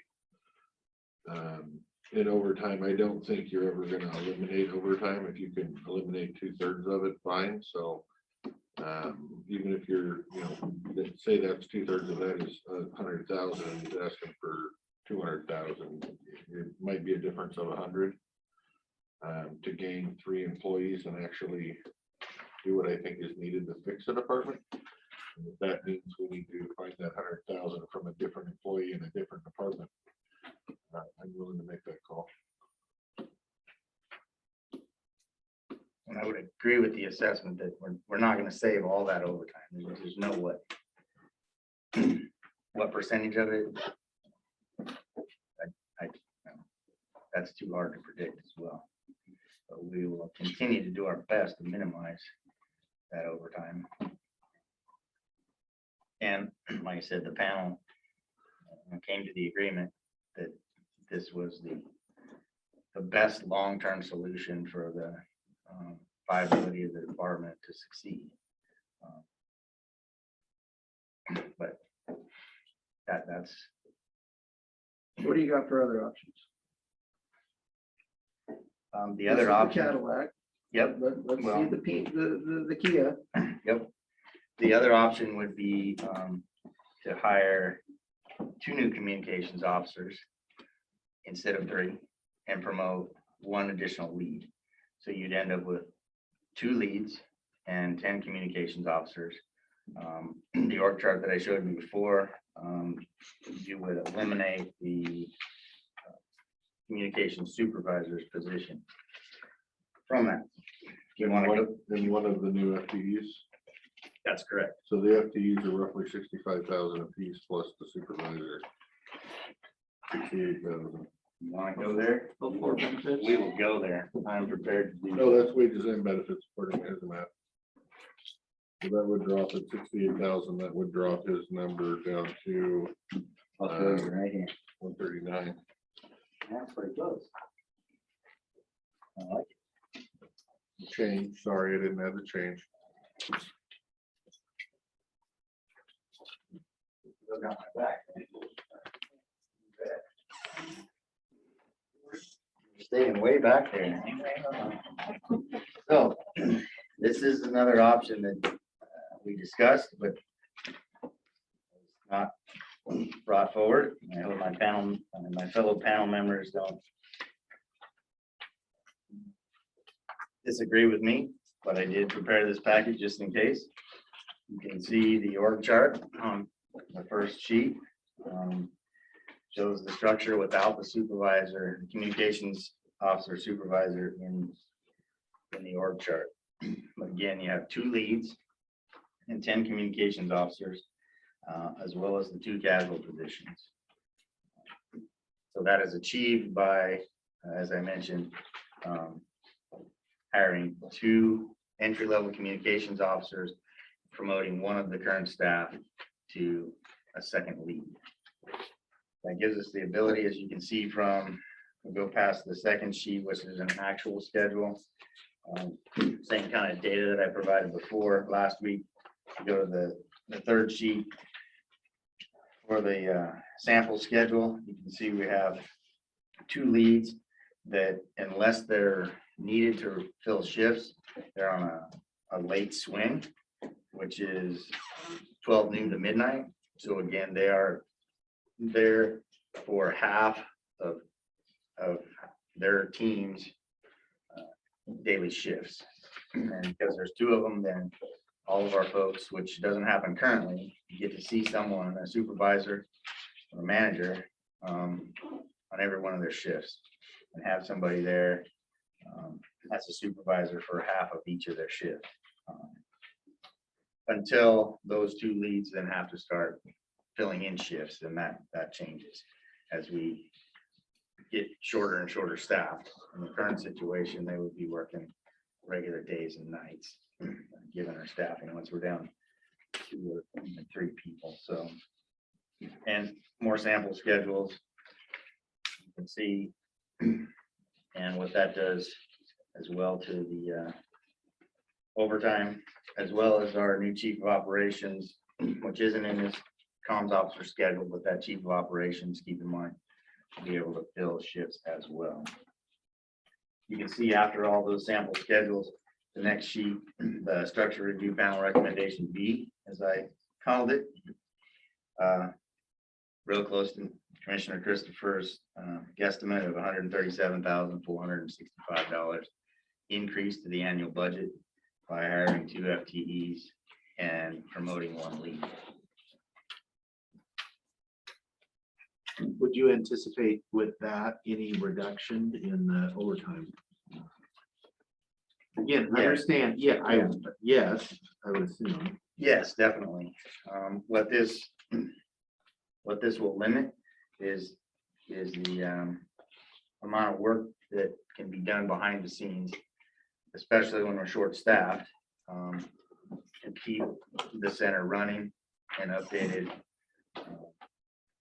The management work that needs to be done to conduct day-to-day operations by eliminating that supervisor's position. basically have one more supervisor than we do now. The benefit would be that if we were fully staffed and fully trained, then those two leads would be able to do that supervisory duties. When we're not, and they have to fill in regular shifts, then on the console, taking 911 calls and dispatching emergency radio traffic, it's like trying to do office work, at McDonald's drive-through window. You're always getting a phone call, always getting radio traffic, you're always interrupted. So being able to work on any meaningful projects, staff evaluations, so on and so forth, gets complicated. Is option 2 going to give you the time that is needed to come up with future revenue sources for radio that could save us a lot of money off our budget if we could fix that problem? I'm hopeful that it could, but I was hopeful when I first started almost 7 years ago, that in 2 years, this department would be stabilized and, I'd have time to deal with a lot more tools that it takes to complete the task. Exactly. This will go. That's a big budget hit that it would be nice to not have to. This will go, this will go a long ways to giving me as the director time to forecast and plan for the future and take on, the extra projects such as finding sustainable revenue and making those recommendations, yes. And lots of other day-to-day things that need to get done. That's the big one I'm looking for. Yep. I hear you. It's next on my calendar after budget. Okay, so what I'm looking at is in 2021, you had 2 comms officers positions that was open for a month and one for 6 months and one for 5.5 months. If those positions were full and you actually had those in there, how much would that have reduced the amount of overtime we just paid? Because I'm looking at what you just put here that we're already, 9 months into it, we're at 141,000. By giving you 2 more comms officers positions, boxes, in essence, doesn't mean they're gonna get filled, doesn't mean they're gonna get hired. But we then have the same issue that you're gonna be paying overtime at the current rate we are. And, I look at overtime as time and a half plus the benefits. For me, it's, you're asking for 2 positions in essence on this one. And that adds up pretty darn quick. We already have the boxes there. We just don't have the people filled and trained. They're revolving Because boxes. it's a is the revolving. problem. It's a Yeah, because of revolving the turnover, right, and the training lag of 5 to 6 months for a entry level person. Just getting them hired doesn't do anything for you. It's once somebody leaves, it's a 5 to 8 month process to get them on the floor and actually filling a shift.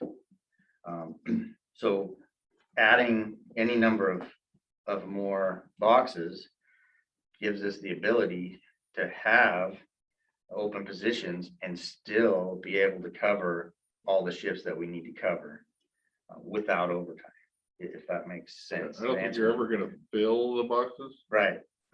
If we. Forever. Right. Yeah, there will always be turnover. Yeah. So if we get to, now we have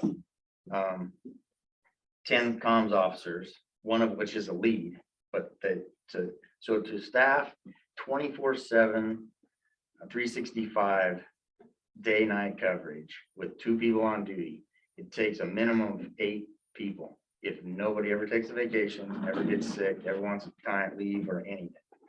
So now we have 10. So anytime one person is down and we have to get our people leave, then 10 is not always having to work overtime. Anytime one or for sure 2 people are out, there's always overtime having to be done because you can't cover that. It's complicated by the fact that only certain people, right? If they work night shift tonight, they can't work a day shift tomorrow, right? And those kinds of things. So for building the department, do we need to just assume a vacancy rate.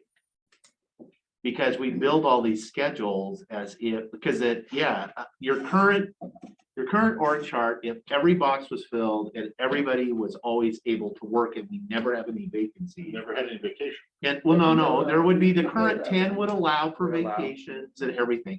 So the current, if it was at 100% on a long-term basis, we would not have all this stress over overtime and everything, because the shifts would be, it's mathematically possible to cover all the shifts.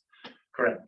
But Not 100% practical, but it's. that's the mathematically issue, is that what kind of factor do we need? Because that's really what we're doing, is that we're adding more boxes to have a certain, are we always gonna, and we're gonna have maybe short periods of time where, in a sense, we're almost overstaffed if we did that, where we would have more, if everybody was, if all the boxes are full and everybody's there, we almost have too many people. But history has shown, I mean, there's other stuff to do, and I'm not gonna say, I know, but there's not a department in this building that would not love to have extra people to do other stuff. It doesn't come down to just staffing and 911 call taking and emergency dispatching function. And like you said, there's so much more to keep all of the dispatch systems operational so that they can actually do that. Yes. And right now, and what I've struggled with for the last 6.5 years is to have that time, not only supervise those employees effectively, but to do all that backroom work, back end work on the management side with just 10 comms officers. One of them trying to be a lead, but still in the schedule, right? By necessity. One of the things we talked about in the panel is on this kind of shift, probably applies to the sheriff's department as well. Anytime you're 24/7, is either you're slightly overstaffed or you're slightly understaffed, but you're rarely perfectly staffed. Right. Because if you're a little overstaffed, then it's because nobody's sick, nobody's had an emergency, right? Something come up, and the schedule works. Until we can solve filling all the boxes, it's hard to know where that balance is. I mean, I'm always trying to find that sweet spot.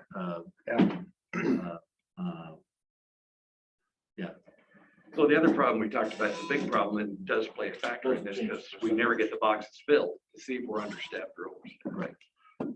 So I hear where you're coming from, and that chief of operations, that position is currently vacant, that would be doing a lot of that work.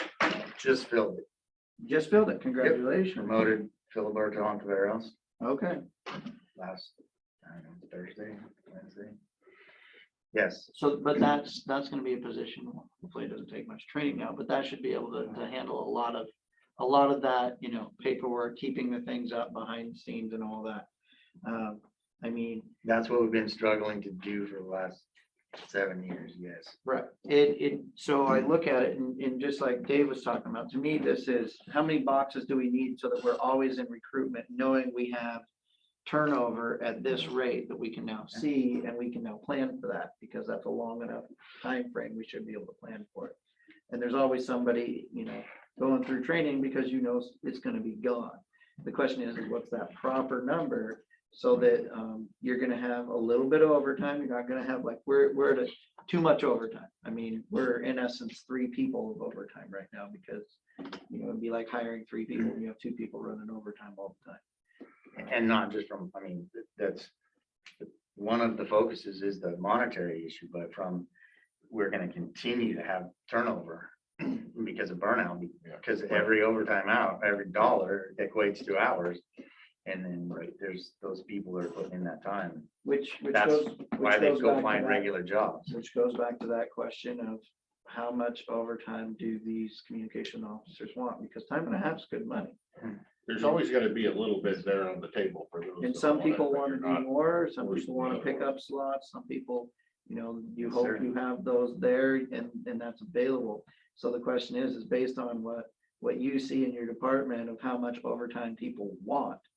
And then you have to, as manager, say, this is how much you want based on what your needs are, but this is how much, this is when you're going to burn out. I made those decisions just yesterday. We put it out for volunteer coverage to begin with. before we just set a schedule and force somebody to work, right? And we have a spreadsheet that we put out on Google Sheet. And they can volunteer for all the open shifts as soon as we have someone leave, and then we know what those vacancies are. Yes, and our people are dedicated. One in particular signed up, I think it was for the whole month of October, to only have one day off at a time in between stretches of 3, 4s, and 5s on. And I had to say, no, I can't approve that. We have to. For reasons not stated here, I had to review every email over a period of a year between employees and management requesting time off. And very little of any of it was anybody wanting overtime. It generally, maybe predominantly was somebody saying, I know you have to go. Let me cover that shift for you. I know you've been planning to do this, let me cover it. Or I know your child is sick, let me work half a shift for you so you can get away. Their family in there. So they're And covered. in fact, that his largest burnout besides failure to make probation is people taking 9 to 5 jobs, 8 to 5 jobs, is to get out of that 12-hour shift. So I think in this case, at least in everything I've read over the last year, it's more to help each other out and less about, hey, I could use a little extra overtime, which would be legitimate either way, if it's available and There's always going to be a little bit there for those people. but in this case, I think they're just trying to keep each other from burning out. They're volunteering to cover for each other. I'm gonna move us along. I don't want to shorten you, but As long as I've answered all your questions, I mean, that's what I'm here anything for. else right now as far as questions at this time? No, I wanted to say thank you. You got me all of the information that I was asking that makes it a lot more logical for me to see what we're doing. Welcome. I'm sorry I didn't get to you sooner. It's all right. It's been one of them days. Yeah, lots going on. Weeks, whatever, years. Thank you. Is that all? That's it. Thank you, sir. Thank you, gentlemen. Madam Clerk. Thank you for patiently waiting. Sorry. You're good. We were for a time the highest rated show in Klickitat County, so. We were today, we were up to 60 or 70 or something. Didn't quite hit seven. Right? But yeah, the people in the room, we were over seven. Yeah, it was a record. So I'm just back because you had requested what it would look like for the maintenance. If I would be able to offset the $7,500. So maybe just refresh the 35,000 is what is needed to implement the e-filing software. And then the maintenance for that each year is $7,500. So I went back and I talked to the ImageSoft gentleman who's my contact, and he's been doing this across the United States. So he has a formula that he uses. And so of the cases that are eligible for filing, he projects that 50% of those cases would have people using the e-filing system. If they could. So based on my 2019 filings, the figure would be $5,800 at the 50% rate. For that 1 year. Based on the filings for 2019, which was a normal year, Right. not on 2020 or 2021. So theoretically, dollars. that of revenue that we would take in. Yes, and 7,500 in annual maintenance expenses. yes, that would help offset that. Right. What do we use that 5,800 for now that you currently have it? Because that, I don't have e-filing, so I'm not, it's not So revenue you that would- I'm, you would have had. So how much would I'm assuming e-filing will have less of a staff work as far, will that free some, I mean, if people are e-filing versus filing in person, is Mhm. that? so it'd be less less, work? you wouldn't be opening the mail, you'd be opening the system to say, okay, yes, this meets the qualifications. And then you, and I don't know all the details, it's been a while since. I mean, is there gonna be a help as far as efficiency with your staff from using e-file versus not? You know, using I'm not even gonna project that because it never. I'm not saying I want dollars back. Yeah. I'm just saying it is, I want. like, if I was, like, we get literally hundreds of emails a day. Mhm. If I was opening and reading hundreds of physical letters a And then having day to file them. and having to file them, Right. there would be. time Right. consuming. Okay, Although but when people used to have to write letters, I wouldn't have got 100 of them. yeah, So yeah. that's what I'm just looking Mhm. for. Do you think, I mean, is there some Well, and efficiencies that you could use staff in other ways? here's the caveat, because we're not a paperless court, we still have to print those documents and put them into files. And until we become a paperless court, I'm not sure that we are going to see a reduction in time spent. Okay, So so why do we do it? Because it's going to be, it's more efficient in the process of paperwork. And because it prevents the foot traffic into the courthouse. And because we are kind of a long county and people are. So better service. It to would be the- a to our service, yeah, constituents. Okay. yeah, it would be Okay, a service That's a that very legitimate, Is this gonna be a mandatory thing eventually. eventually? they have been talking about it in legislature, but I don't know if it will become mandatory. It possibly at the Superior Court level. There's a lot of things that are playing into that because of the Odyssey system that is going to be implemented at the CLJ And courts. When you came up with the 5,800 number, did you set your own rates for what it would cost them to file? It's Or is it set by statute? no, there's no statute. Okay, so you just kind of figured a number and then did the math on how many people and came up with 5,800.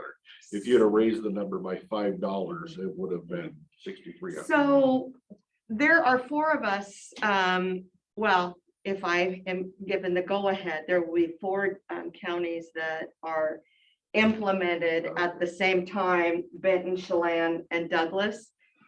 And so we want to keep everything, similar So you between have the the same counties, rate and across the $5 a filing seems to be what the going rate is. So that was what we were thinking. So So that was kind of my question. So are any of those paperless courts though? Pardon? Are any of those gonna be paperless courts?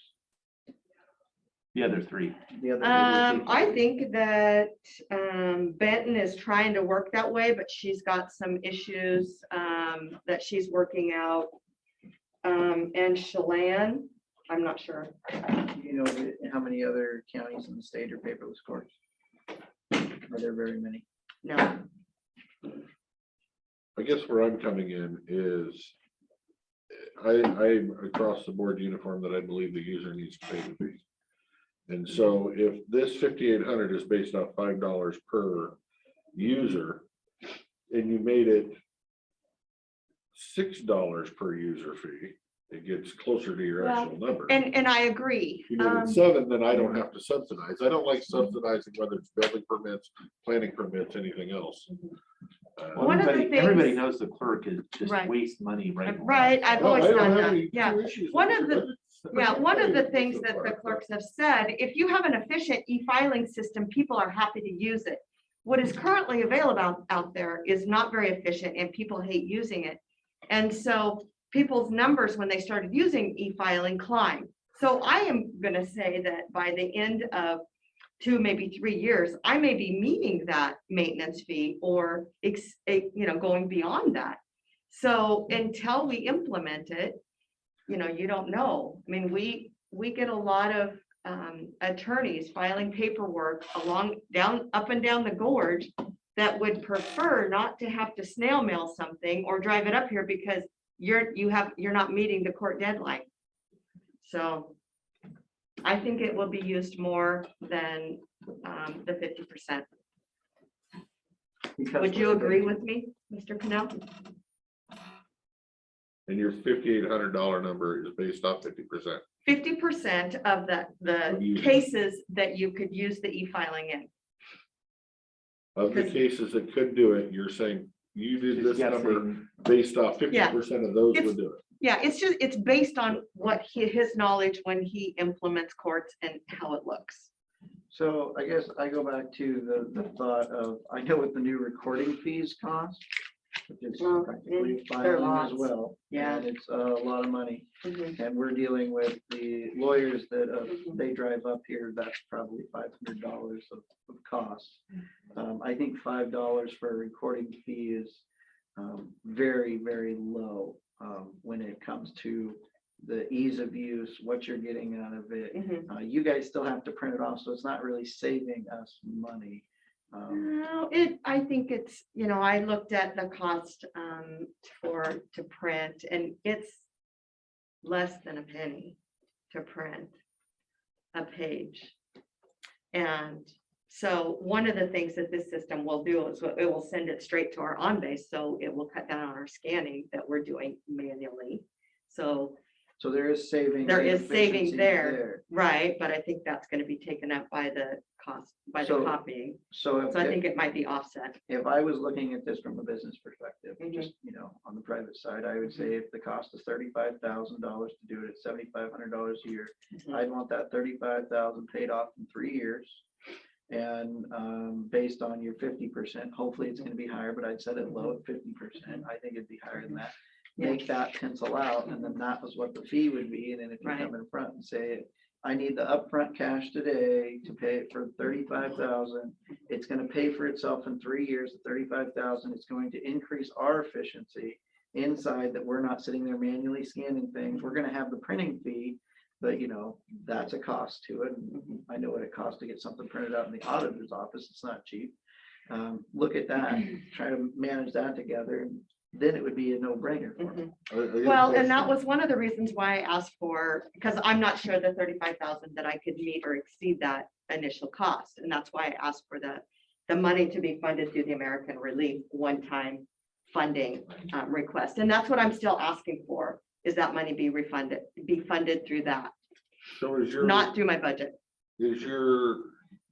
Commissioner, are you saying the thought in your head is instead of $5 fee, it's 15? That way in time it pays off the initial 30. Is that what you're kind of saying?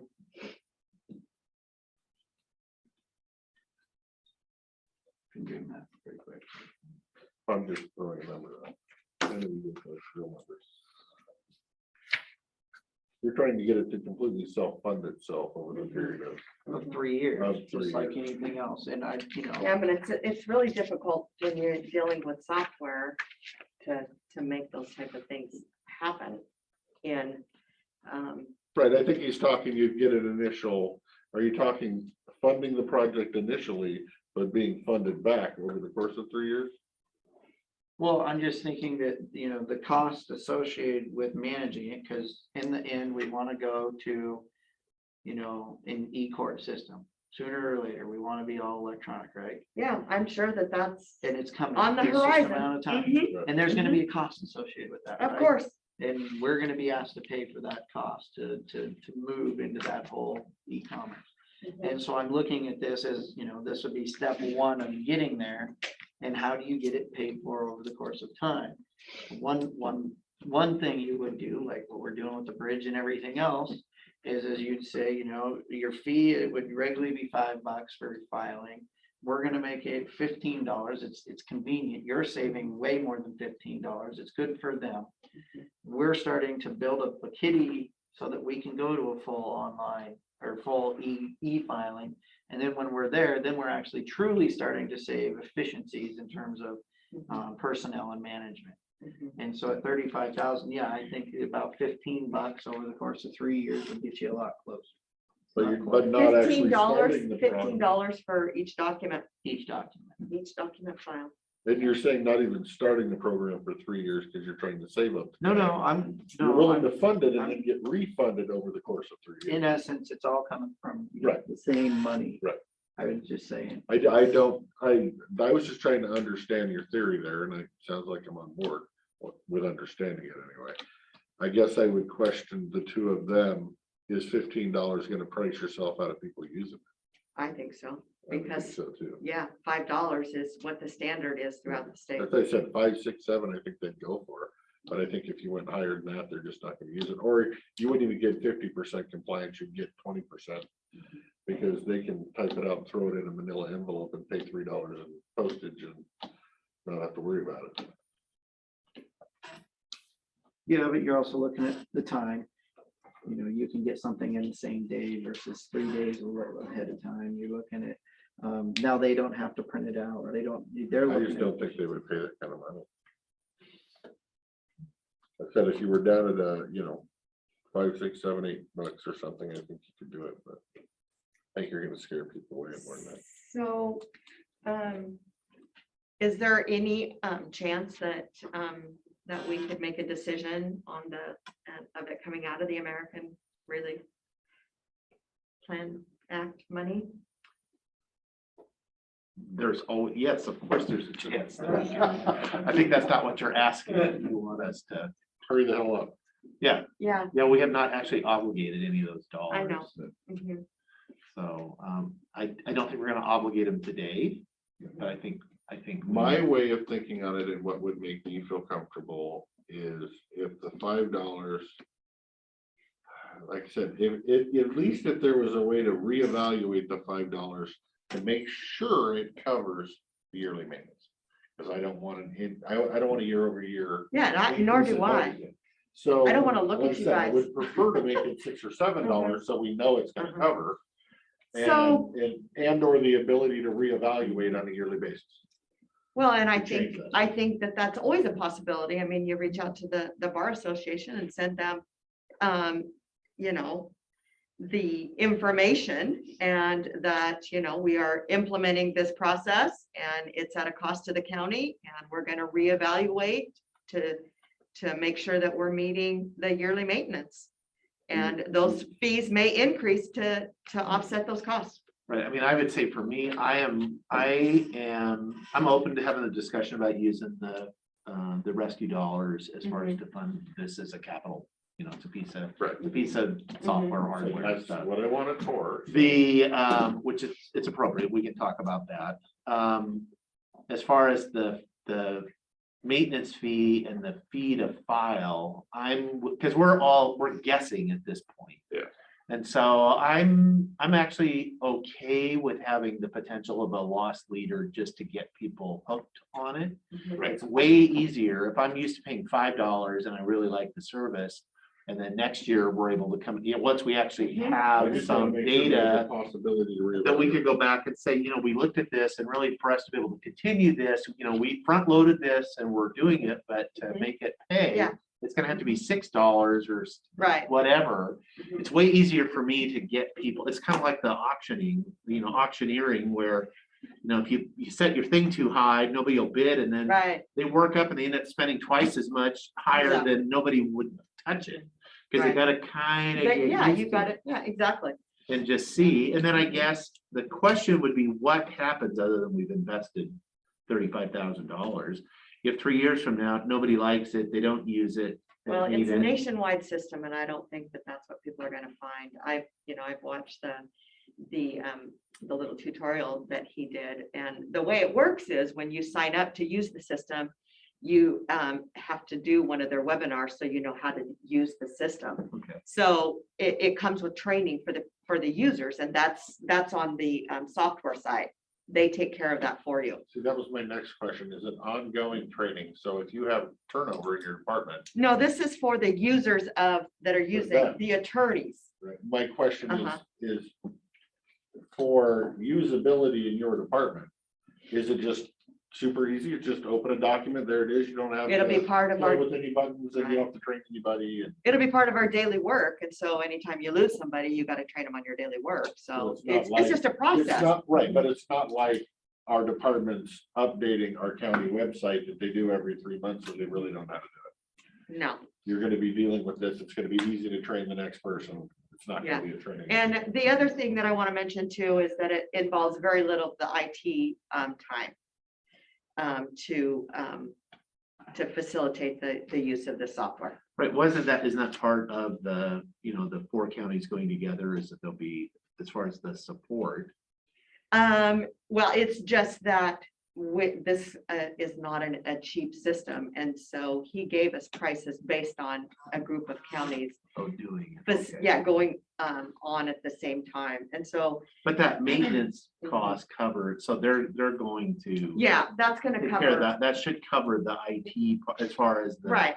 Keeping the system up and Mhm. updated. And training the running. users that are trying to utilize the system to get their documents filed. with Are the us. documents held on our servers or are they held on this company's servers? And I'd have to get back to you on that. I'm thinking that it's held on the other servers until we say, yes, we accept that document, and then it goes to our document management system called OnBase. And then it is stored permanently on our server. So we have an on-base server in our IT. Right, the side. clerk's office documents are, we have to keep them forever, so documents have to be stored regardless. We can't get rid of anything. Right. And I guess It's a really simple retention schedule. Yeah, right? I'm on board for the most part, but what I need is a statement, a letter, an email from Jeff at IT to tell me adding this service will not increase our cybersecurity risk by plugging new software into our system. Okay, If- Yeah, I if can he's get that game done. With that, I'm a hell of a lot more comfortable. okay, all right. Because I think we have that kind of issue in the past that can't continue. And I'll say I'm in favor of moving closer and closer to a fully e-file system, paperless court, all of that. I like the first step. And this is, up on my list for the CARES dollars is at about the same level as the visual audio for the sheriff's department. It's just where we're gonna have to go. Yeah. Do you have a deadline for when you have to have a final answer for this? Well, the other Sure you three, want to say, counties have already said yes, and I believe two of them ASAP is are what they said. using CARES money.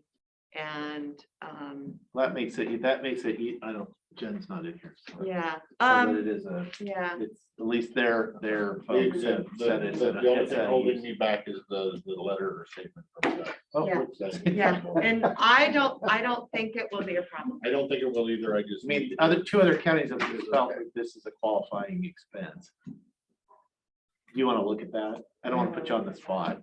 So the We other, don't always do things the way other counties do. yeah, so the other county in Benton County, it was. Well, they're said- just crazy in Benton County. so Right, they only got Yeah. 40 million that they weren't sure how they're gonna spend it all. Yeah, they were already broke, so. Yeah, so it was told to me that any income that came in would have to go back into the grant.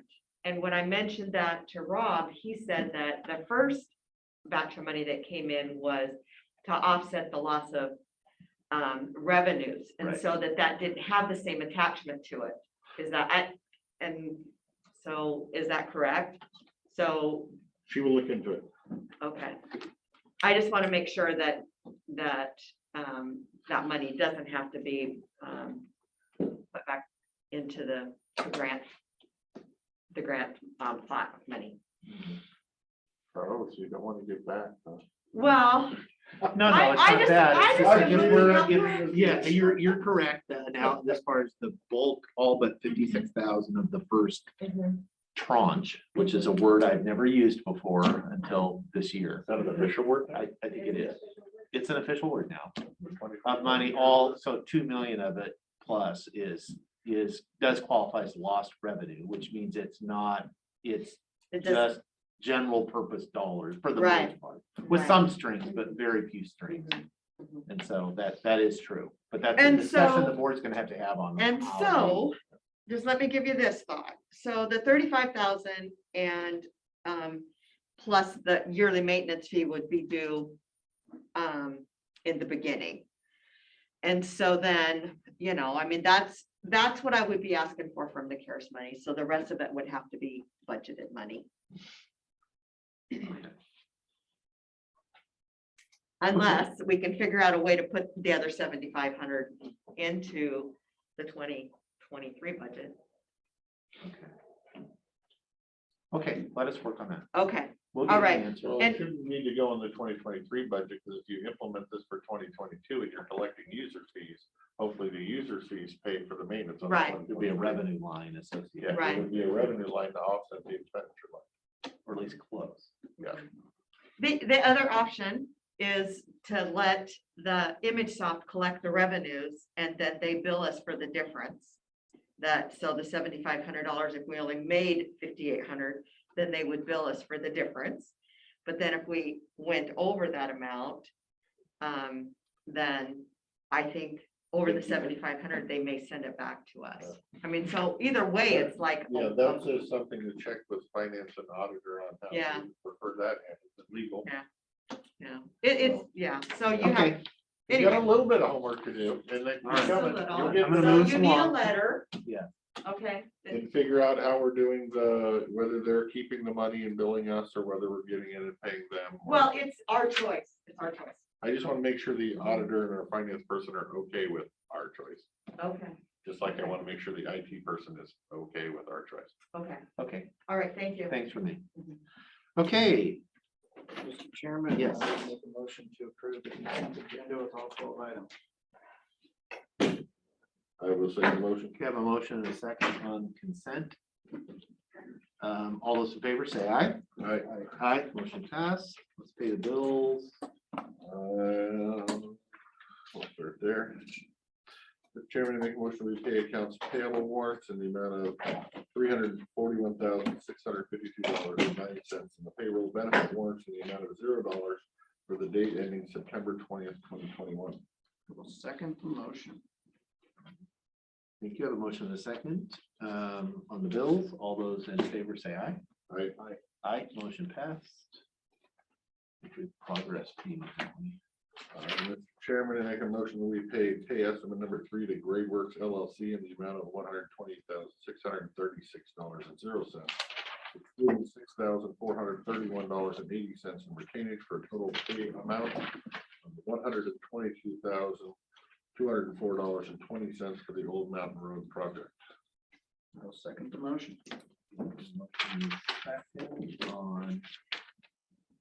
On PS number 3 to Grade Works. All those in favor, all those in favor say aye. Aye. Aye, motion passed. Good, I'm glad you got Mr. Chairman, I make a motion that we approve change order in the amount of ECO number 1 with via deduction. There's too many commas and periods in here. $1,513. ECO number 2 conference room display will be additional $24,812. ECO number 3 revised display and projector will be additional $11,975. The original contract amount was $80,500.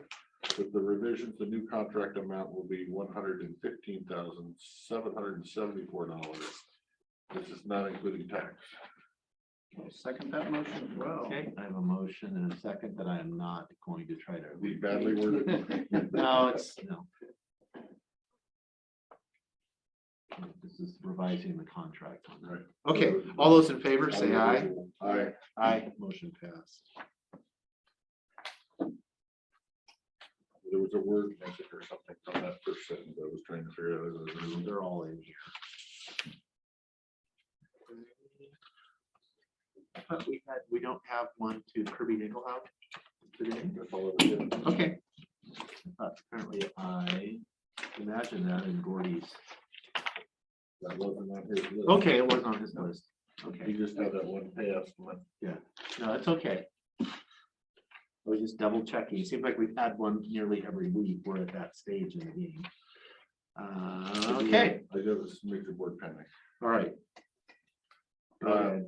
The Washington Rural Insurance Group that we are a member of, if we are so choosing to consider changing that, we have to turn in a termination notice.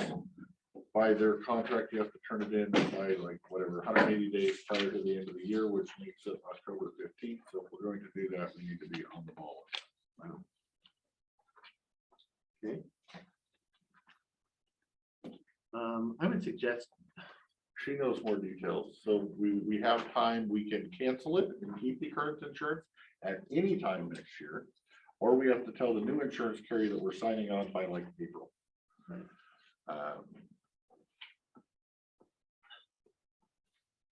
But what I would suggest, I mean, that's a huge decision to make one way or the not, I mean, the easiest decision is do nothing and we're fine. But I would like to, I think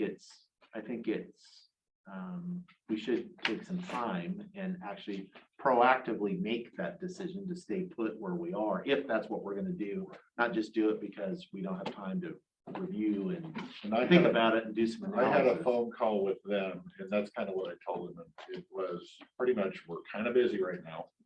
But- We're all kind of but busy right now. What we're thinking is we'll put in the termination notice or whatever you want to call it. And then after budget season, we'll have plenty of time to have conferences, workshops, bring them back in, bring the new people back in, actually sit there over the winter season, figure out what we want to do, and we have until April, whatever, 15th to figure it out. And they're fine with that. That's our current carrier. As long as they have an opportunity to try to woo us, they're fine. Fix some of the things we would like to. Okay, well, I would suggest that we hold this over to next week to have some discussion. That's fine. I'm just No, reminding of the date. I agree with you. I agree. This is a huge. Right. Anything else? Because when we put in that statement or whatever, then somebody else is gonna have to start making plans too. And so while we're trying to hold ourselves open, it's impacting others, and I need to make that decision from a place of Information. I'm not here to get a vote. I'm just here to keep you all aware of the date. Okay. Anything else? Okay, I'm gonna move us on to prosecuting attorney, I believe is next. Did we want to talk about that, Mochi? No, I mean, it's, I think we should address it. I think it's only fair to our employees that we address Okay, it. go ahead. Brought it up. You, lead us off. so I received an email from a constituent that listened in on the radio interview where there was some discussion had that I would say is highly inappropriate, that is beyond disrespectful on, I think, 1400. And from what I understand, I don't believe we can get a copy of it, so I can't exactly find out what was said, but I put it through enough people that I think I've got a pretty good understanding of it, and that the radio DJ or whatever you want to call him was in essence egging the person on. And that upsets me to a whole nother level. And I think it would behoove us to, as a board, have a conversation either with that DJ, with the company, to be very clear that we will not put up with that. And if that kind of language continues, we will not be doing interviews with them. Or any business with. Or any business with them, flat out. That's just so inappropriate and so beyond what common courtesy and decorum and what needs to happen. I'm just not okay. And for the sake of transparency and full disclosure to the people listening on the radio, I will not name names. But the comments were essentially about our planning director and her heritage. Calling her out for being Chinese and the fact that we hire Chinese people, which she is not, as far as I know. And it's like, quote, having a fox in the hen house or something to that effect. And we should be hiring Americans. We shouldn't be hiring Americans that barely understand English and or can speak English. And the show agreed and said, hire American, buy American. They were trying to relate it to the Chinese solar panels. And I find it very racist, very bigot, and I'm pretty pissed off about it. And on a future discussion, I would like to hold a conversation after discussing with the prosecutor on actions we can take against that individual. Yeah, I, go ahead, Mr. Frost. I actually heard the comment. That's why I was gonna ask, I didn't want to put you on the spot, but I did not hear I the caught the directly, tail. but I heard it was. I got the tail end of the Wednesday. I will say, I don't believe the DJ was actively encouraging it, but he took no steps to discourage or chastise or in any way. He didn't respond in any fashion, which is, his right, but, so, the comment, was something to the effect of Klickitat County having a land use planner that is an Oriental that can barely speak English, and made the insinuation that it must be a plant from the Chinese government to sell solar panels in Klickitat County. Again, there was no resistance from the host. There immediately thereafter was another person that called in and objected, saying that planner was a friend of hers, and that she objected to the characterization that she was a plant or a stooge to sell solar panels. And I was kind of shocked. I was shocked, but if you spend much time listening to the comment show, you're going to hear a lot of viewpoints you normally don't hear. And so that was definitely one of them. I was disappointed. Well, I've been disappointed a lot lately, but disappointed that there wasn't any pushback at all, that there seemed to be accepted. But at the same time, there was an immediate caller that objected to that. And I think the characterization that he was encouraging it, I personally believe is not accurate. But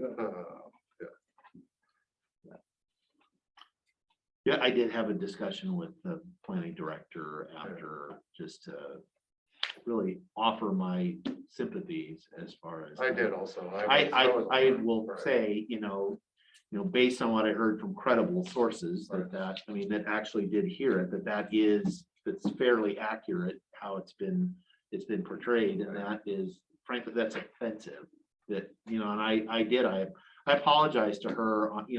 I'm from this county. I was born in this county, and that's not who we are. And that, we are in 2021 and we're having to have this discussion about, what is not,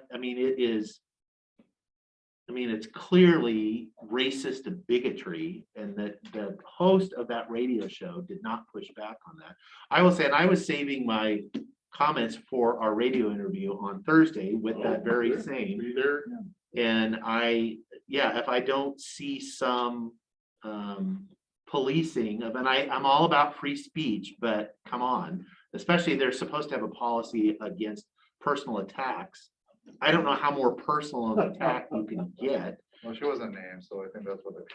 How many planning directors do we have in Klickitat County of Asian descent? I have to caution the board that contemplating any type of retaliatory. No, I'm not. But the retaliation that I will take is I'm not going to participate, as far as I'm not going to do interviews. Well, that's on that is totally within my purview. And I'm not going to, if that's the kind of show that they're running, then I have no interest in participating. Our planning director, no one's perfect. I have found her a very intelligent woman that is very dedicated to her profession. She and I have not always seen eye to eye. I don't think that's that's not a secret. But the characterization that she can't speak English, I was. She has an accent. She has a thick accent. So did Kissinger and Schwarzenegger. I'm not saying it's quite the same level, but there's plenty of intelligent, articulate people that have done a lot for American society and culture that have a thick accent. So I was kind of taken aback a little bit, but that's not an isolated commentary. There was, not quite as extreme, but there was similar comments on another section I heard on Friday. So this is not. And when you say it's not who we are, this is. Apparently, that is who we are. It's not who I am, and it's not who I believe us to be. We're 3,500 miles from the Mason-Dixon line, and people make a point of flying Confederate flags on some properties. So we do have a segment of our population that's who they are. Yeah. Did you, hear or recognize the person that said the comment? Do you know who it was? I mean, I have somebody else that thinks they know, but it's. Yeah. Is that accurate? I believe so. Have you read the emails that accurate? I haven't seen the email. I'll talk later to you about it. I don't want to name the person. No, I don't think that should be. Okay. So I think more on the topic on Thursday. I've been, as far as we, at least, yeah. During our interview. I think, I don't know that it's enough for this board to publicly say right here that we appreciate Moshi, support Moshi, and stand behind Moshi. But if anybody wanted to go more than that, I would be more than happy.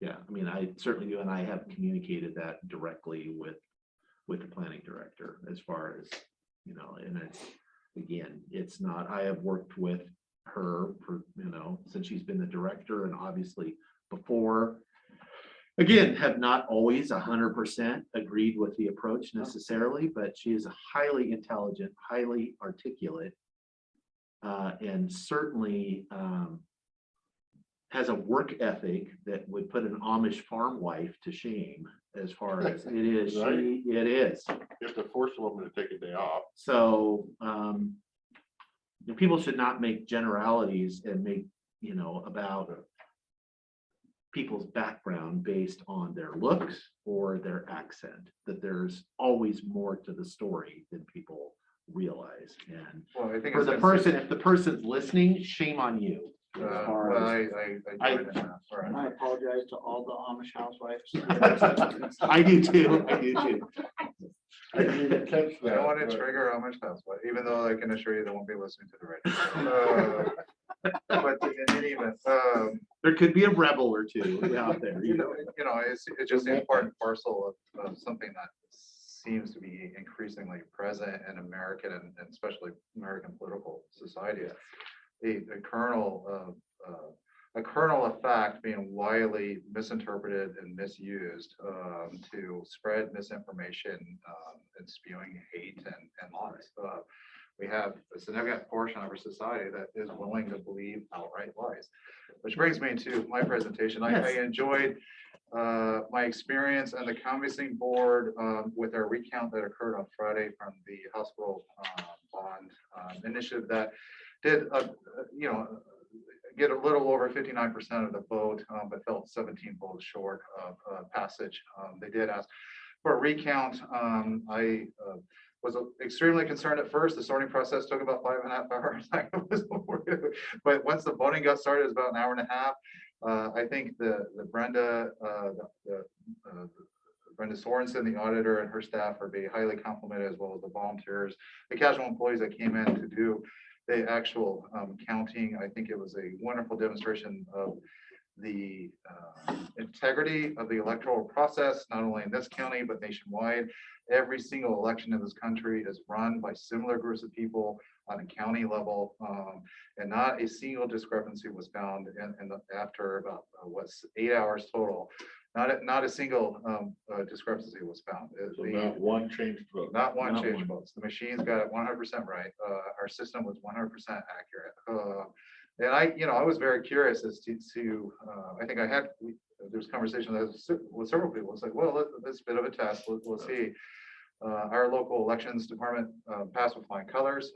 It reaffirms my belief in the nonsense of the lies that are just spreading throughout our electorate that is doing grave and possible permanent damage to our democracy. Our system is one of the best in the country. We have free and fair elections in this county and this country, and I think the recount demonstrated that in abundant fashion. So I'm very proud, again, of the election department, of the work of the canvassing board and the recounters. Yeah, I would echo all of that. I gave my regards to Brenda and her staff and those volunteers who did the heavy lifting as far as we were observing, and we did help, but we were definitely in a support role and an observer role. And Well, there's 6 people counting and 12 people watching to make sure they're not cheating. Right. I mean, it's really what it boiled down to. it did, and it was really heartening to just have my faith reaffirmed, as I've said, about, our election system it has integrity, it has, and that bore it out that there was not a single discrepancy. The vote total, and believe me, there was checks and checks and checks and checks. And, looking over 5,000 ballots is not an easy task to do. And with all of those the different precincts and the sub precincts, and to get those in every single metric, it matched perfectly to what the machine. No, I think it was a great moment for Klickitat County. And so we do have a new victim witness coordinator that started last week that we hired. Part of the woes I think you've been hearing about from, we did hire a former dispatcher that came over to us. And it's been a very good experience for us. Sorry, Jeff. You're the problem. There's no turnover in dispatch. Well, I think I'm mechanic for 2 of the 17 so far. All right. Yeah. So, and then also the thing that has really become a passion project for me is to kind of reinvigorating, that's a tough word, re-energizing the multiple disciplinary team focused on child abuse investigation, child abuse and neglect investigations. We've had MDT, every county is supposed to have one by statute. We've had ours has been dormant for about 15 years. Part of the PA is tasked with revamping the protocols, a little overdue, but we're working diligently on that. We've gotten great assistance from the state Children's Advocacy Center. This has been a project going on for about 1.5 years. We are doing monthly MDT meetings. We're finalizing some of the revisions to the protocols. We've gotten great strides in increasing access to the Children's Advocacy Center based on Hood River now called Safe Space. We have a contract through my office with them for about $12,000 a year, which allows for up to 6 children to be interviewed. The state has come in through grant funding to increase another $12,000, and then also programs for peaceful living obtained further grant funding to fulfill some coordination role, and another 6 slots. We're up to 18 slots. We're still short of ideally where we like to be able to have full access on behalf of Klickitat County to the Children's Advocacy Center. That would also include the full panoply of cases handled by our local what used to be CPS. It's a new acronym, but the Children's the Protective Services. They have a local supervisor who's been pretty involved with the process. So now her name is Gilkerson, who has been most appreciated, as well as Kristen Poole from Programs for Peaceful Living. There's been, especially early on, assistance from Leslie Naramore at Wagout, which has been helpful, as well as the getting some of the law enforcement agencies to stay on board. The idea is that you have law enforcement, prosecutors, victim advocates, mental health services, the advocacy center, the forensic interviews, all coordinating, understanding what each other are doing, working pursuant to establish protocols of information sharing, monthly staffings. So the idea is that to make sure that every child suspected of having been abused or neglected is provided every possible realm of services that can be provided. The impact on children when they're traumatized, either physically or sexually, is lifelong and has detrimental impacts on that individual, on their family, on the community at large. And the most resources we can devote to try to hopefully identify and stop the abuse and neglect, and then also hold those accountable that neglect, especially serious physical abuse and sexual assaults, hold those offenders accountable is utmost important. So I know you guys are getting a lot of requests, and I'll mention it probably again in the next month or two. The increasing that $12,000 allotment, I think, would be appreciated by community members, and it's a fantastic use. I think the Safe Space has really done a wonderful job. They also provide medical forensic examinations at one spot. it's really important. Yes. Clarification, is the 12,000, is this program related to CASA, the juvenile probation? CASA. Or do they handle it after this place handles it? No, CASA is actually, Brian contacted me a couple months ago. She heard the work that was being done, and she's now been invited, is participating in the MDTs. It's really separate. CASA represents the children under 12. It's either under 12 or 12 and under, I forget. When the child's interest as an issue at a court proceeding. Right. Okay. So generally dependency cases, things like that. So they can be a very helpful and useful advocate on behalf of the child to inform the judge of different considerations and making the best decision for the welfare of the child. Is the 12,000 going to that program or that program? No, it goes to Safe Space, the Children's Advocacy Center. Yeah. Because initially the state. That had the pinwheels earlier this year, if you guys don't remember. Correct, absolutely. I'd be happy to bring them in for a virtual presentation or in-person visitation. Maybe they could bring the, the camera and show you around. The perfect day to do such a presentation to me, sir. Well, it was a coincidence, not trying to take advantage of it, but so it is important work because the MDT is taking up a bit of time, and it's really important. So the filings continue apace. We have not had a trial in the last month or two due to some needs for continuances, and we're getting a good amount of cases resolved. So that's very good news. So yeah, any questions for me? Lord, I hope not. Yes, Mark. I'm done. Any? I don't, or if I did, I've forgotten them now. I'll ask you later. That kind of day, sir. Yeah. No. Nope. Thank you, sir. Thank you, sir. That's it. Do you need it? Yes, sir. Should I just ask follow up? He's asking a question. It's 5 o'clock. Okay, go ahead. Presentation, follow-up directions. Do you want anything more from me? You want me to come back? Wait for you to contact me? What do you need? Next steps? I'm just waiting on them. I'm gonna go over this some more, and if I do, I'll send you an email. Okay. Yeah, I would leave that. I think I have what I need. It's not the.